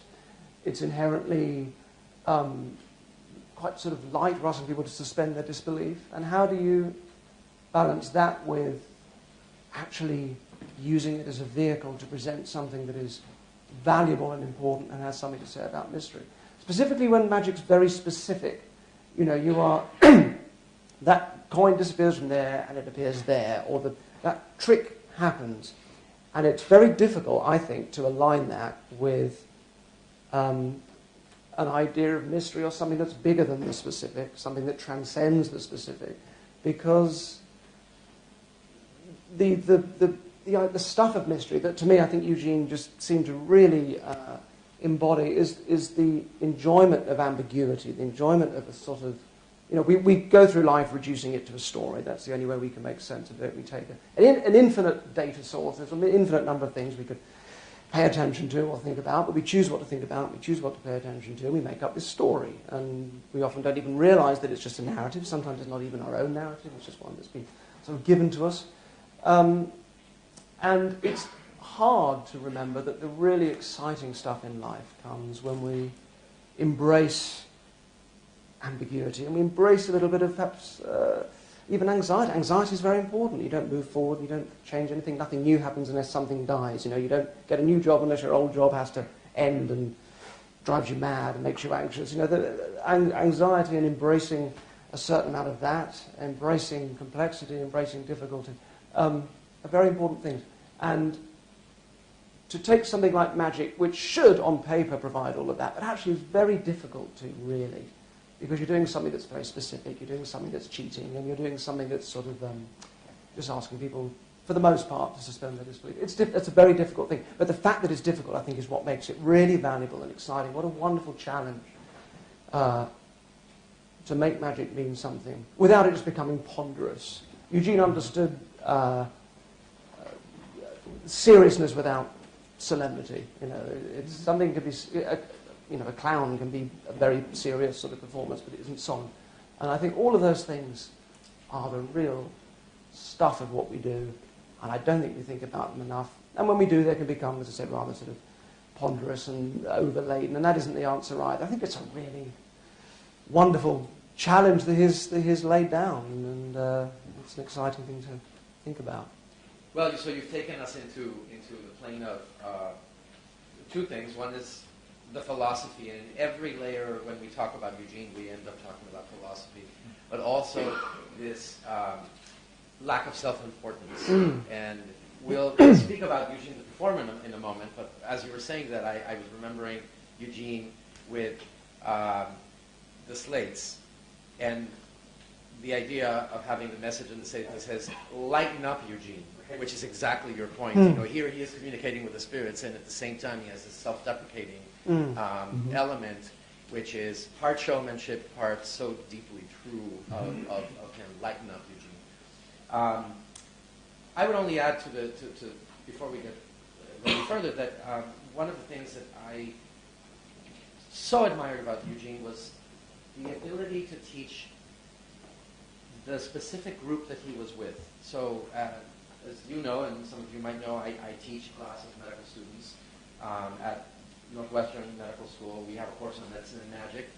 Larry has also pioneered in the idea of bringing magic into the academic world. With me, with my medical students who are very jaded 23, 24-year-old millennials, the most popular person in the room was always Eugene. And it was not because he was pontificating and everything. Specifically, it's because he was not doing that. He was hanging out, sharing. And they really appreciated that element of their life. I always said, like Robert said, that Eugene never really told me what to do or who to be or what character to become. He gave me a mirror and said, you can see the best kind of Ricardo through this mirror. What is that best version of you possible? That's what I thought was the best element of his philosophical mindset as an educator. And we're all educators, and some of us have to direct people and everything, and I think that's something that transcends every layer of society. You can be that kind of teacher, you're probably the best teacher. I'm curious about how many people, by show of hands, how many people actually saw Eugene perform live or met Eugene? Wow. Wow.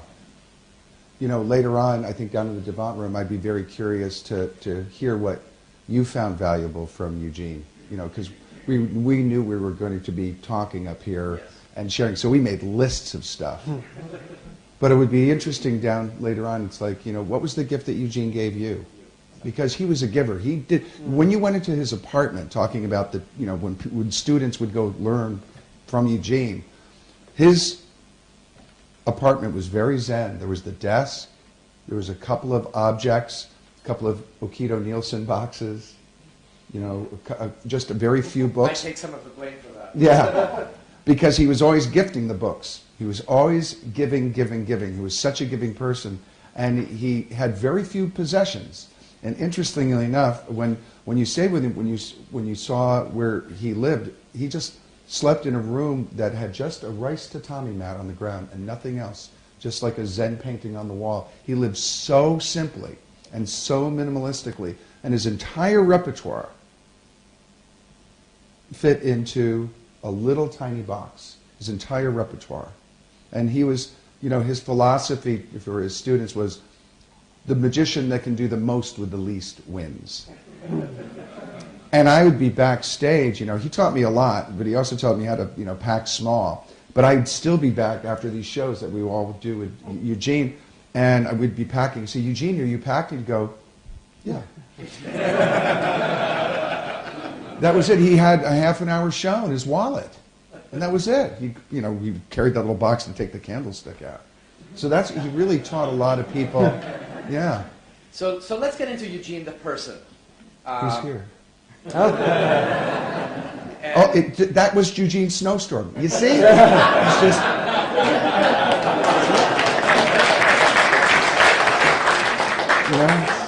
The least. Go ahead. No, I was just going to say. Most of the least. No water, no mess, no fan, no nothing, no snow. Yeah. Mike, tell us. So Jeff began. I think Eugene had several different lives. There was a Chicago life. There was a Las Vegas life. Let's talk a little bit about the Chicago life. Well, the day with Eugene version. Day with Eugene. Chicago version. He was, he was Chicago's greatest magician, and having a career for 30 plus years, he was famous in Chicago in many circles. You'd walk down the street with him, and people would recognize him or not recognize him. And there's two quick stories that come to mind. One is the evening Robert and I joined Eugene to see Otto and George. I don't know if you know Otto and George, that act. It's an event. The world's filthiest ventriloquism act. Yes. Google it. Yes.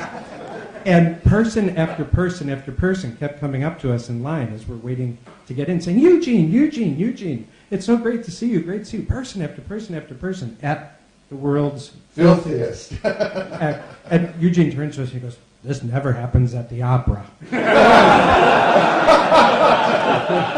that's true. I could never take it to never went to the opera with me. So a typical Friday night, we would have dinner. We would start with a glass of wine, around his black table in his cozy apartment, and then go out for a fabulous dinner and probably eat too much and drink too much. And there was a period there that probably lasted a couple of years where we would go to bookstores and sort of tanked up. We would go to bookstores and leave with armloads of books. And one bookstore in particular we would go to was this bookstore in Chicago called Transitions, which was sort of an esoteric kind of bookstore. And Robert and Eugene shared this great depth of knowledge about the world's great religions and the history of religion. And I would go off to the side and drink cappuccino. And as we're walking, sort of stumbling out of the bookstore one night, Eugene stops us in the doorway. And he stops and he does that, I can't do it, you guys probably can, the thing with his hand, where he can bend his finger. Yes, that's exactly it. And he like scans the entirety of the bookstore and he says, all these books and not a single fact in any of them. That's a night on the town. He used to call it the reason takes a holiday bookstore. Robert, well, jumping in where Mike was talking about how people would not recognize Eugene. Mike, Eugene, and I were at Lance Burton's show in Las Vegas, and we were standing in the audience after the show was over, toward the back, and this young couple come up to Eugene, and he was very excited, shook his hand and said, "Oh, I enjoyed the time that I was able to spend with you in your apartment. It was such a wonderful time." And Eugene was just playing along with it, yes, smiling and nodding. And then the couple went away. And then Eugene turned to Mike and me and said, "I have no idea who that was." But he made everybody feel special. That was Exactly. one of the most important things he taught me as a teacher, as a mentor, is treat people special and they will think you are special. He says, be totally interested in a person and they will be totally fascinated by you. And he gave you a quality of attention and eye contact and focus and time that no one else did. But that was a big lesson. If you make people feel special, they will think that you're special. And that was a great teaching.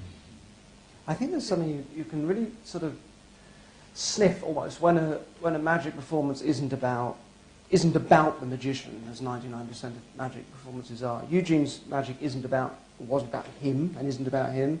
Penn and Teller also, I mean, their longevity I think comes from the fact it's not about them. It's always about something else. There's always some other agenda.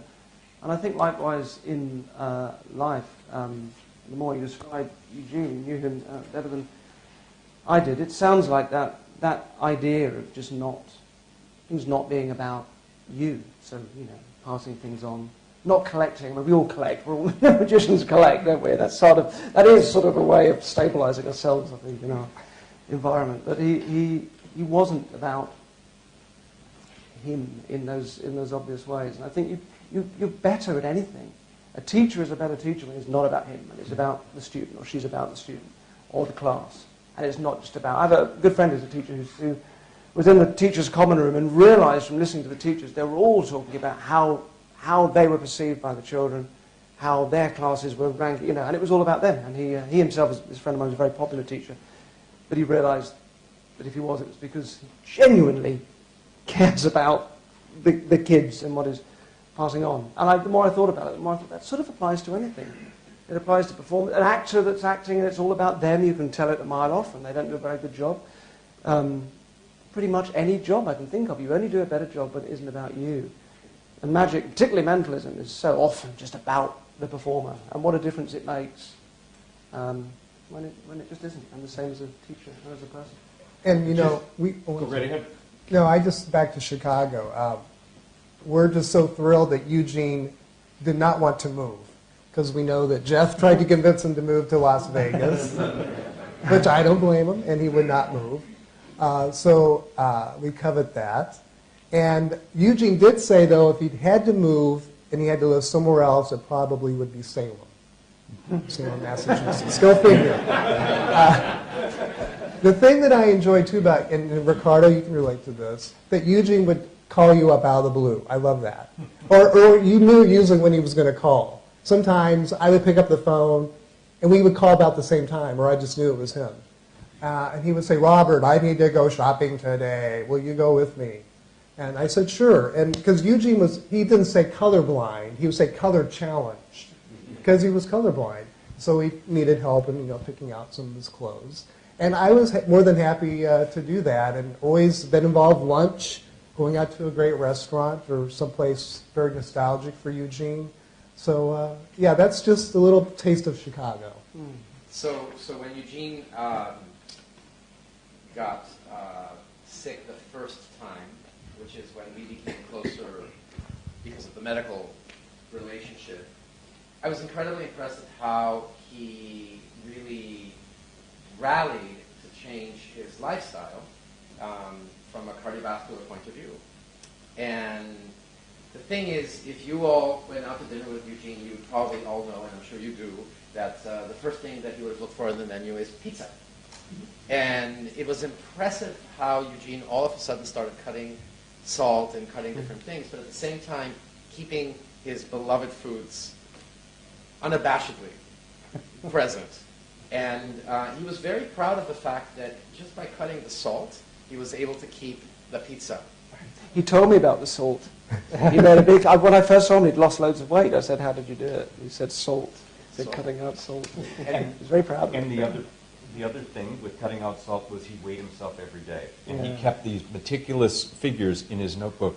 So where I was staying in the House of Mystery was right next to Eugene's bedroom, and the scale was in there. And so he would come in the morning, and he would either purr or groan. So there would hear, or I'd hear, oh.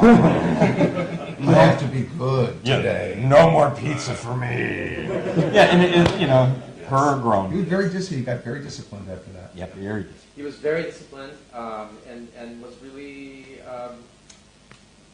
very positive about all of that. And I mean, I think it is fair to acknowledge, and I think we have to pause a moment to talk about the end, because I think it's important to talk a little bit about it. Robert and Mike and Larry and I had the opportunity to spend time with Eugene throughout that process, and some of you might have read what I wrote about it.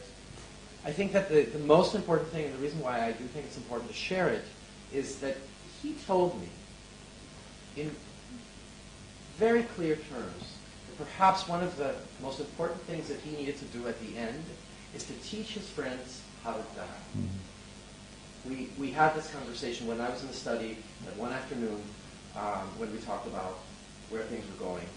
And he said, as I have built into the script of my number, literally, he said, I'm very satisfied. I'm at the top of my game. I wrote it down. I walked out of his apartment and I wrote down the entire conversation. And what is so striking for a physician, I've seen death a lot, but this was the princeliest of processes, because Eugene was the captain of his final illusion, and there's no other word for it. He said to me that day, he said, I've had a great life. My life is amazing. I achieved beyond what I would have wanted to achieve. And verbatim, the next line was, and I can't wait. I cannot wait to face the capital M mysteries of the universe. I'm looking forward to that. That's something that he really did want and was eager to do. And then the next part, which was the job of essentially the three of us, was to steward him in the directions and decisions. But it wasn't that he gave up. You know, as we were getting more news about the severity of the process and everything, there was no giving up. It was just, so if there had been a treatment, so this is not someone who sort of said, I don't like life. He loved life to the very last moment. But to a certain degree, it was surrender. Right. Yeah. But in that way. Right. Yeah, that's absolutely true. And, you know, so often over the course of, I don't know, 20 years or whatever it was, Eugene and Robert and I would talk about his death and talk about, you know, what he wanted out of the end. And there he is now. In fact, I think that was one of the first things I remember. One of the first things he said, he was talking to us, and he said, you know, I don't want to suffer. I don't want to linger. And then he paused, and he looked at us very seriously, and he said, Max has agreed to hold the pillow.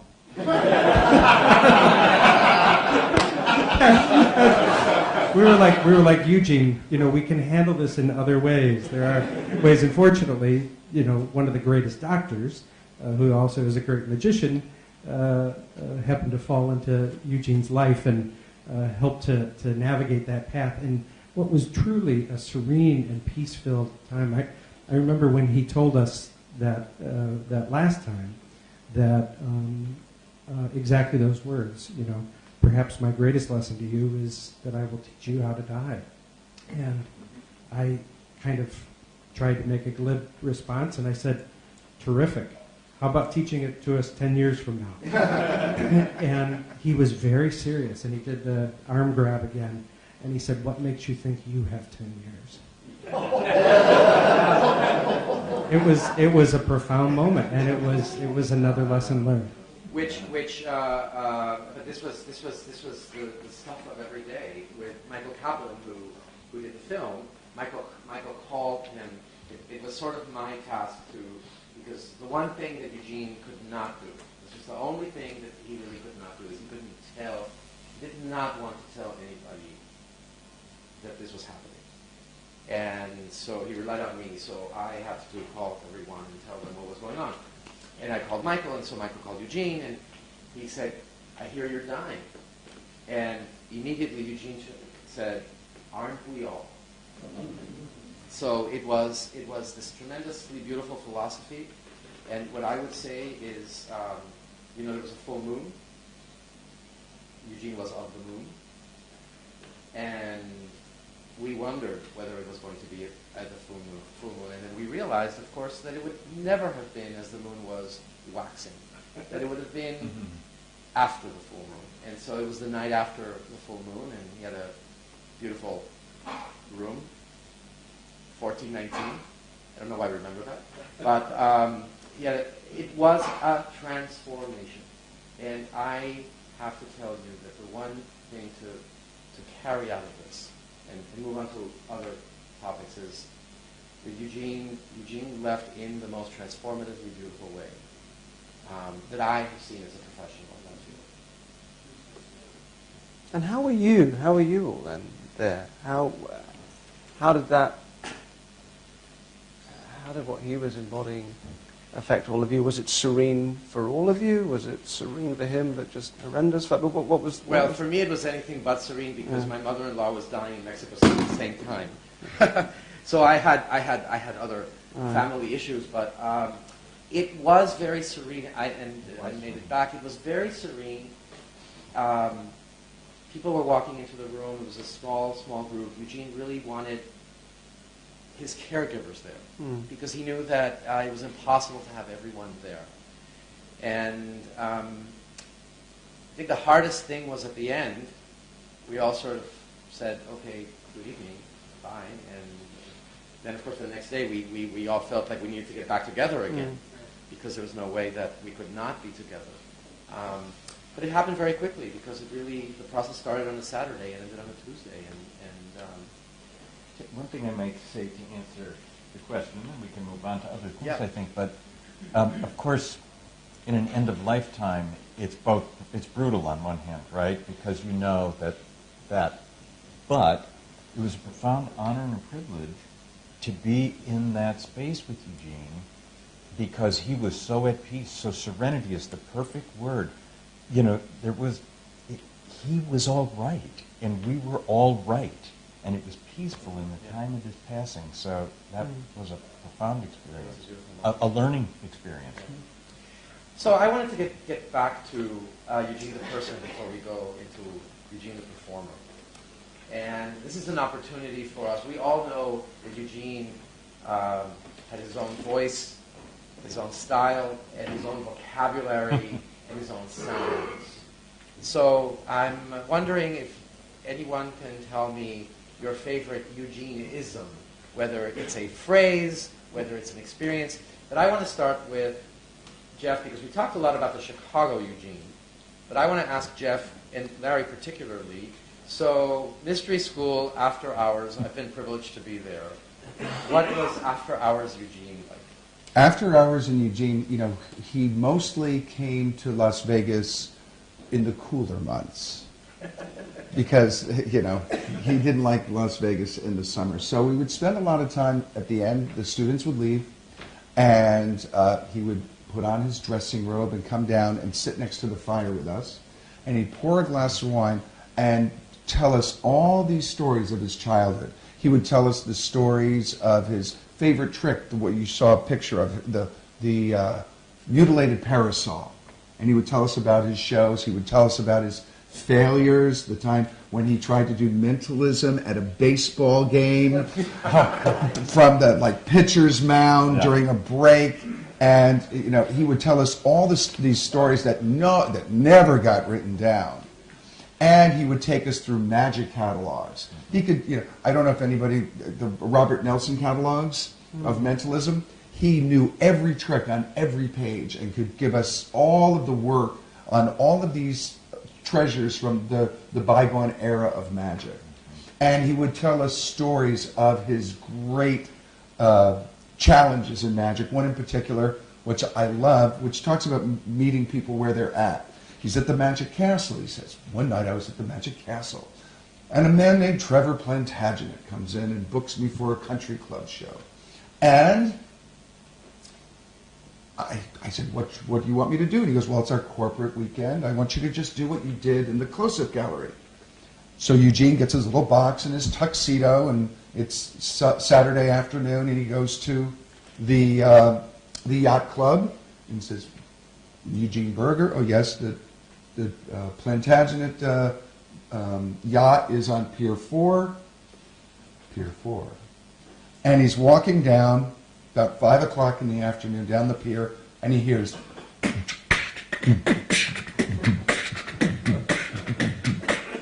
and he gets closer, the music gets louder, and all of these people are wearing bathing suits and have been out drinking at sea since 10 o'clock in the morning.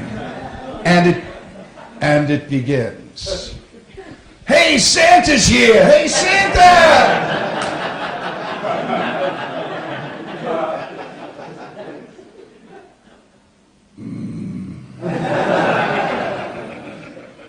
And it begins. And he walks in his wizardly attire with his wizardly beard, and the people are saying, Santa, he can't find the DJ, he can't find the booker of the show, the guy that booked him, anything. People are chasing each other around, throwing ice cubes at each other, and there's no table, he doesn't know when he's on, and then he goes, the light goes on in his head, and he says, all these people on this boat are having a perfectly fine time. Everyone except me. So he took off his tie, loosened his shirt, got a Diet Coke as he usually would, and just walked around and went, hi, I'm Naughty Santa. Want to touch my beard?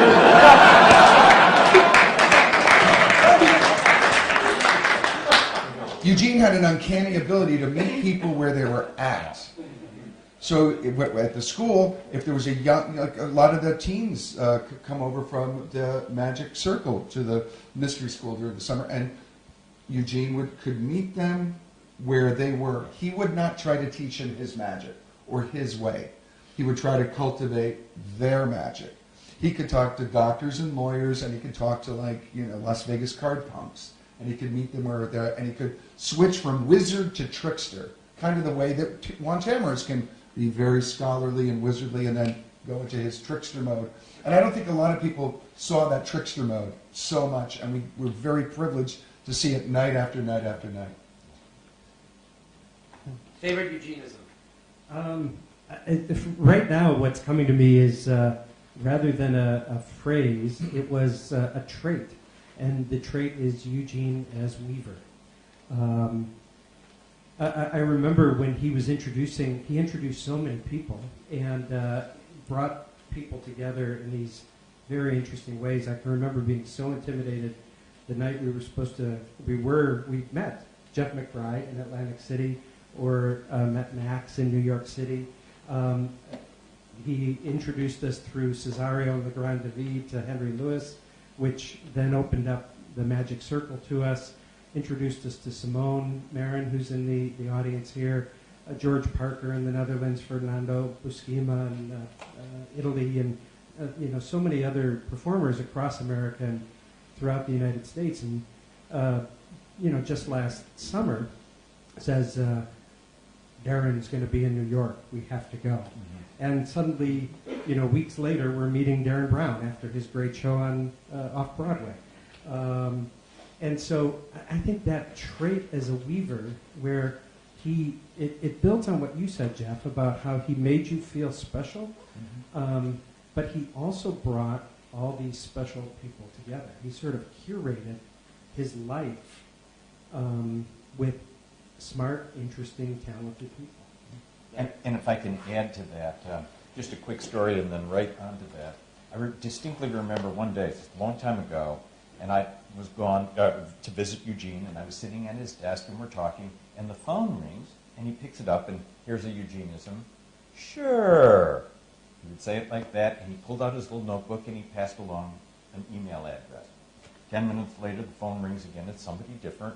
Sure. And he passes along a phone number. And it happened another time during that exchange, and I realized he is the great connector. Eugene was putting people in connection all over the world, in fact, getting them connected to create opportunities for them. This is a side of Eugene that was not as publicly available, but it was one of his great superpowers, was to put people together to create opportunities.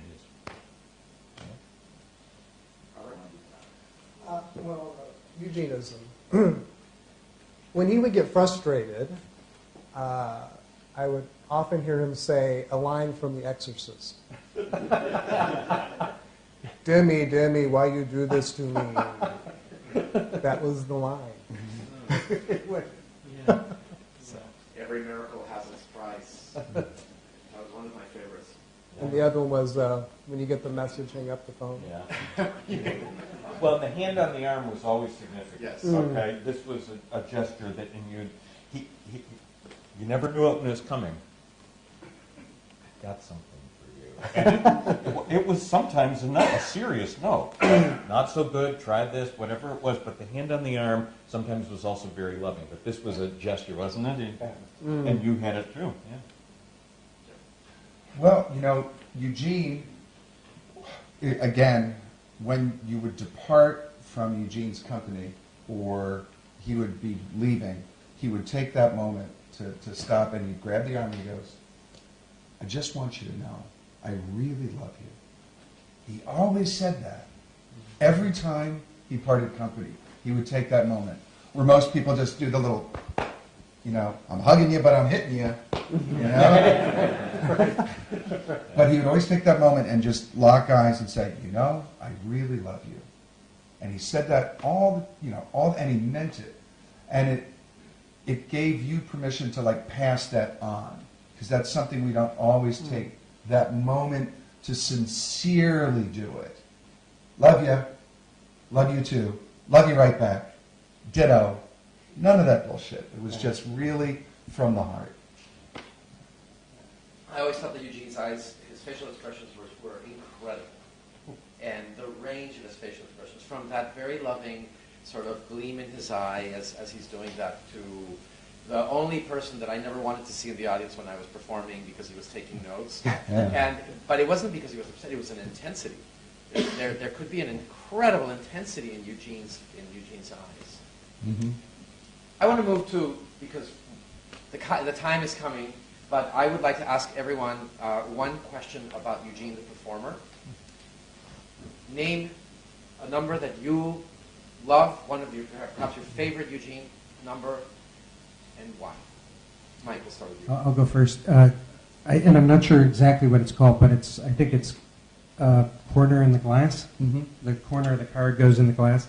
And Eugene had this moment where the real magicians could describe this better than I will. There's a deck seated on top of a wine glass, and he holds his hand up, and he's going to bring his glass down, and the corner of the selected card will appear in the wine glass. But he holds his hand up in that, and it seemed like it was forever. And he would stare at the deck of cards, and it was just doing that gesture of holding the hand up and staring intensely at the cards.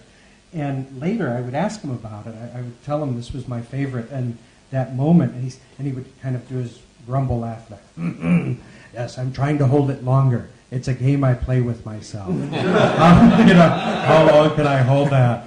And still keep everyone interested. But it was astonishing. Robert. Boy, that's a hard question. For me, probably 13 at dinner. Just because it's a great story, it's dark, but Eugene knew how to inject humor into the story. And it's just a great piece of magic. So I would say that's my favorite. The one that I'm thinking of right now, because I've seen so much of his magic, is Voodoo Poker. Yeah. Voodoo Poker. Yeah. For me, the one on my mind, there are many, but is Thought Center. The first time I saw Eugene lecture, he was doing one of those, 5-hour midnight lectures at a convention, and he had just released Thought Center, and I was very, very, very new to magic, and he did that from the stage, And it really was my first introduction to psychological card magic. I couldn't get my money out fast enough because he was selling it there. And that was a really big moment because he unfolded a whole world of what card magic could be for me in that routine. You have one, Darren? Yeah, shot glass surprise. Yeah. Amazing. Yeah. Do you know this? I saw it at this magic convention where he was performing, and it was one of those rare experiences as a magician where you you just it was so that the plot is it's a little folded paper bag essentially that's been folded and folded down and elastic bands around it. And it's passed round, and he says, "Can you guess what's in it?" So everybody passes this round and feels it. And eventually it gets passed back round to him, and he opens it up and reaches in, and it's a little shot glass, a little glass or plastic shot glass of coffee, which makes no sense because it's a flat glass. And it was perfectly performed. That thing of us all feeling it and guessing it, we all think it's, I don't know, a card or whatever, but it was wonderful. And I remember that it was just one of those few, we all have those moments that we remember as being absolute real magic moments, and that was one of my very first. Can I add something to that? Yeah. When he was wearing short sleeve shirts and he would perform that trick for people, there were moments when he would say, and I could perform this in short sleeve shirts. You know, only magicians would get it, you know. So I just wanted to add that. You love to say that. You love to say that. But for me, it's a combination of 13 for dinner and thread. Of course, thread is thread, and I love it. And so he wrote that script for me. But 13 for dinner, there's an economy in 13 for dinner, and there's effects that are created and they're amazing. But then Eugene takes over, and they're in another realm. So as we get to the end of this, we have a couple of things prepared. One is a quick question about Eugene's legacy, and then Jeff is going to treat us to something, and then after that, we are going to do what Eugene, the only thing that Eugene would consider a satisfactory way to end the evening, which is courtesy of the Monday Night Committee. We are all going to drink Merlot. But before that, do you have enough for the Americans listening via SAM? Go and get some Merlot at your favorite store. What is Eugene's legacy? Jeff, why don't you take it? Well, I think his legacy lives on in, of course, his written works and his students, the Mystery School, which is, still teaching his philosophy. But also, I think it's really important of all the people that raised their hands, the lives that they touched, is that you tell your stories about the time you met Eugene. There's an old saying that says people die 3 deaths. Once when their heart stops beating, the second when they're in the ground, and the third death is when their name is said for the last time. That which is remembered never dies. Keep telling your stories about Eugene.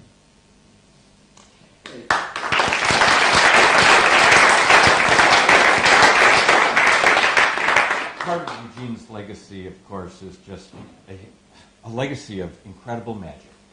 Incredible magic. Eugene wanted to astonish people. He would not settle for less.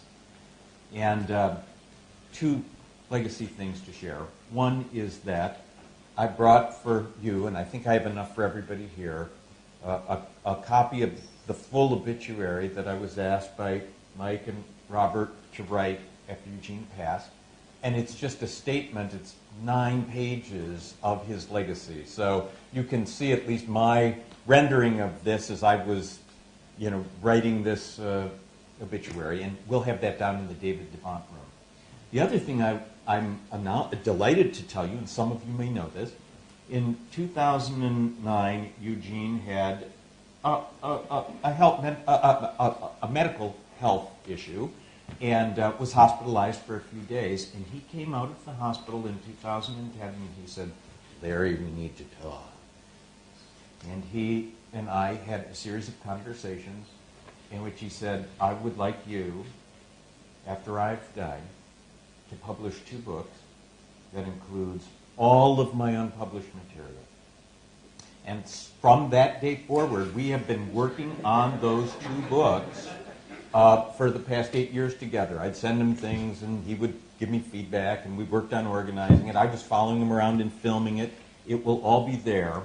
And what I want to say to you about this is it was incredibly important to Eugene that every piece in his working repertoire was in print. He said one of the great sadnesses of his life was that Bert Allerton died before the Close-Up Magician book was completed, and he did not want that to happen to him. So these books are going to be putting the entire record into publication for us all to learn from and enjoy. My final word, I expect the first one will be out in 2019. It's quite far along. And the second one will be another year or so down the line. Last thoughts. In some ways, it feels like Eugene is still so very much with us. And when we're at home, we'll often, when Robert and I are talking to one another, we'll often do the line that we would expect Eugene would do at that moment in the conversation. I don't think I can say, in terms of legacy, anything more eloquent than Jeff. Legacies are fragile things. Eugene, I think, his legacy is carried by each of you, and the magic that you create on stage in performance, and the magic you just create through loving one another and your friendship. I think the just you saying there about the line that occurs to you. I think he would have appreciated what the self is something that is mysterious, and if there's anything you can at all pin down, it's that separate from him, the person, but what that thing is that we respond to with anybody is a certain kind of, it's a certain pattern, it's a certain a kind of a way of being. It's a pattern that re-emerges when we do sit and think like him, and think, oh, he would do this in this way, or make this expression, and then that pattern that was him, which really is the thing that is him. That's the thing that sort of, if you move everything out the way and get to what is Eugene, it's just a sort of a way of being. It's a certain brain pattern, whatever you want to call it, but that re-emerges when we do think about him, and when we talk about him, and when we think about what it would be, how he might react to something or laugh in a particular way. And it's interesting then also that the better you knew him, and you knew him better than me, the closer that copy that re-emerges is. That the closer you are to the person, rather than being this sort of rather low-res, bad photocopy that I'll have because I didn't know him as well as you, you'll reproduce him rather more vividly and accurately, which is rather nice because it means that maybe the only way we can talk about the self surviving death in any meaningful way is through love. Can we have the screen down, please? So, without further ado, Jeff? Yeah. About 2 years ago, we were on a mystery school tour, the UK, and Eugene loved the British Isles and traveling around, and he took every chance to come over here.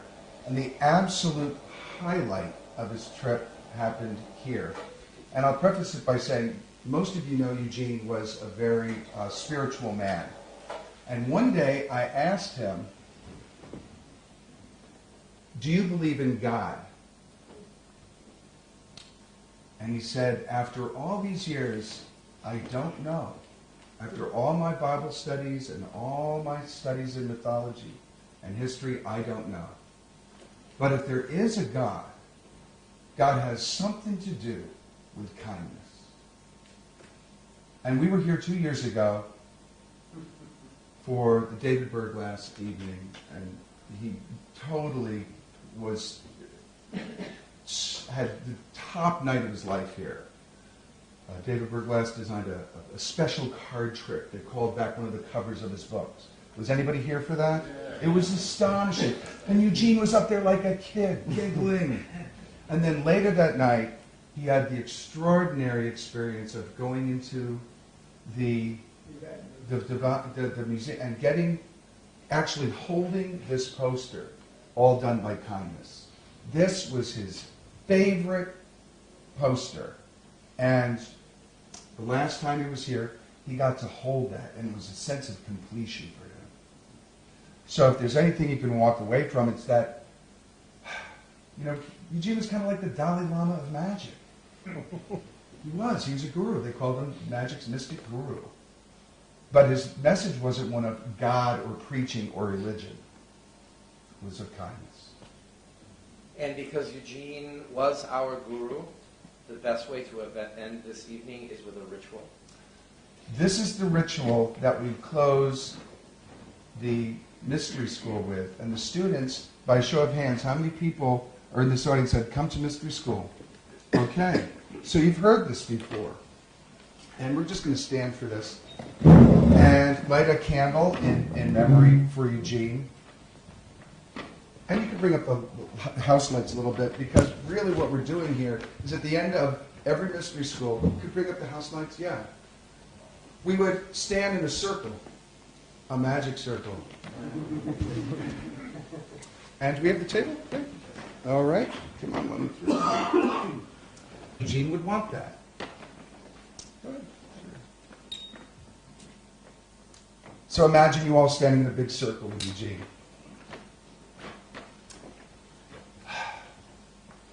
And I saw that when all the members of the company had gathered together from their separate wanderings up and down in the world, they came into the magic place, and the door was shut behind them.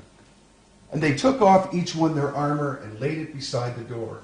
But their swords they kept, and together they kindled a fire and sat round it, conversing together in words and in silence, telling of their travels up and down, their various encounters, their victories, their defeats, and of the quest, and what each had learned and heard and suffered on the way.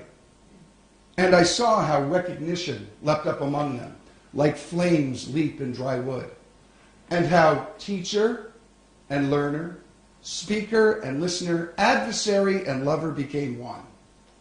And while out of the many grew one, each remained distinct and irreplaceable, like jewels in a setting. And each did honor to the royalty of the other. And each brought somewhat of their treasures for the delight and education of the others. And there was the sharing of magic and laughter and many gifts and the sweet smell of incense. And none there was who did not give, and none who did not receive, each in their own degree and measure. And when the time had been fulfilled that they should be together in this place, they rose and they blessed one another, and with their swords they did salute one another, and they took up each one their armor and went their several ways until that time when they should return. And I saw further that when any member of this company declared or yet to be declared would meet one another at a crossing of the ways, they knew one another by a burning in their heart. And it was between them as if they wore no armor. For they were bound with living cords of love, one to another and to this magic gathering, which for them was a place of rest and of mending, for a time and a time and times. And for all time, may the love, the memory, and the legacy of Eugene Berger be carried in our heart out into this world. For now, the rite has ended. The circle is open but unbroken. Merry meet, merry part, and merry meet again.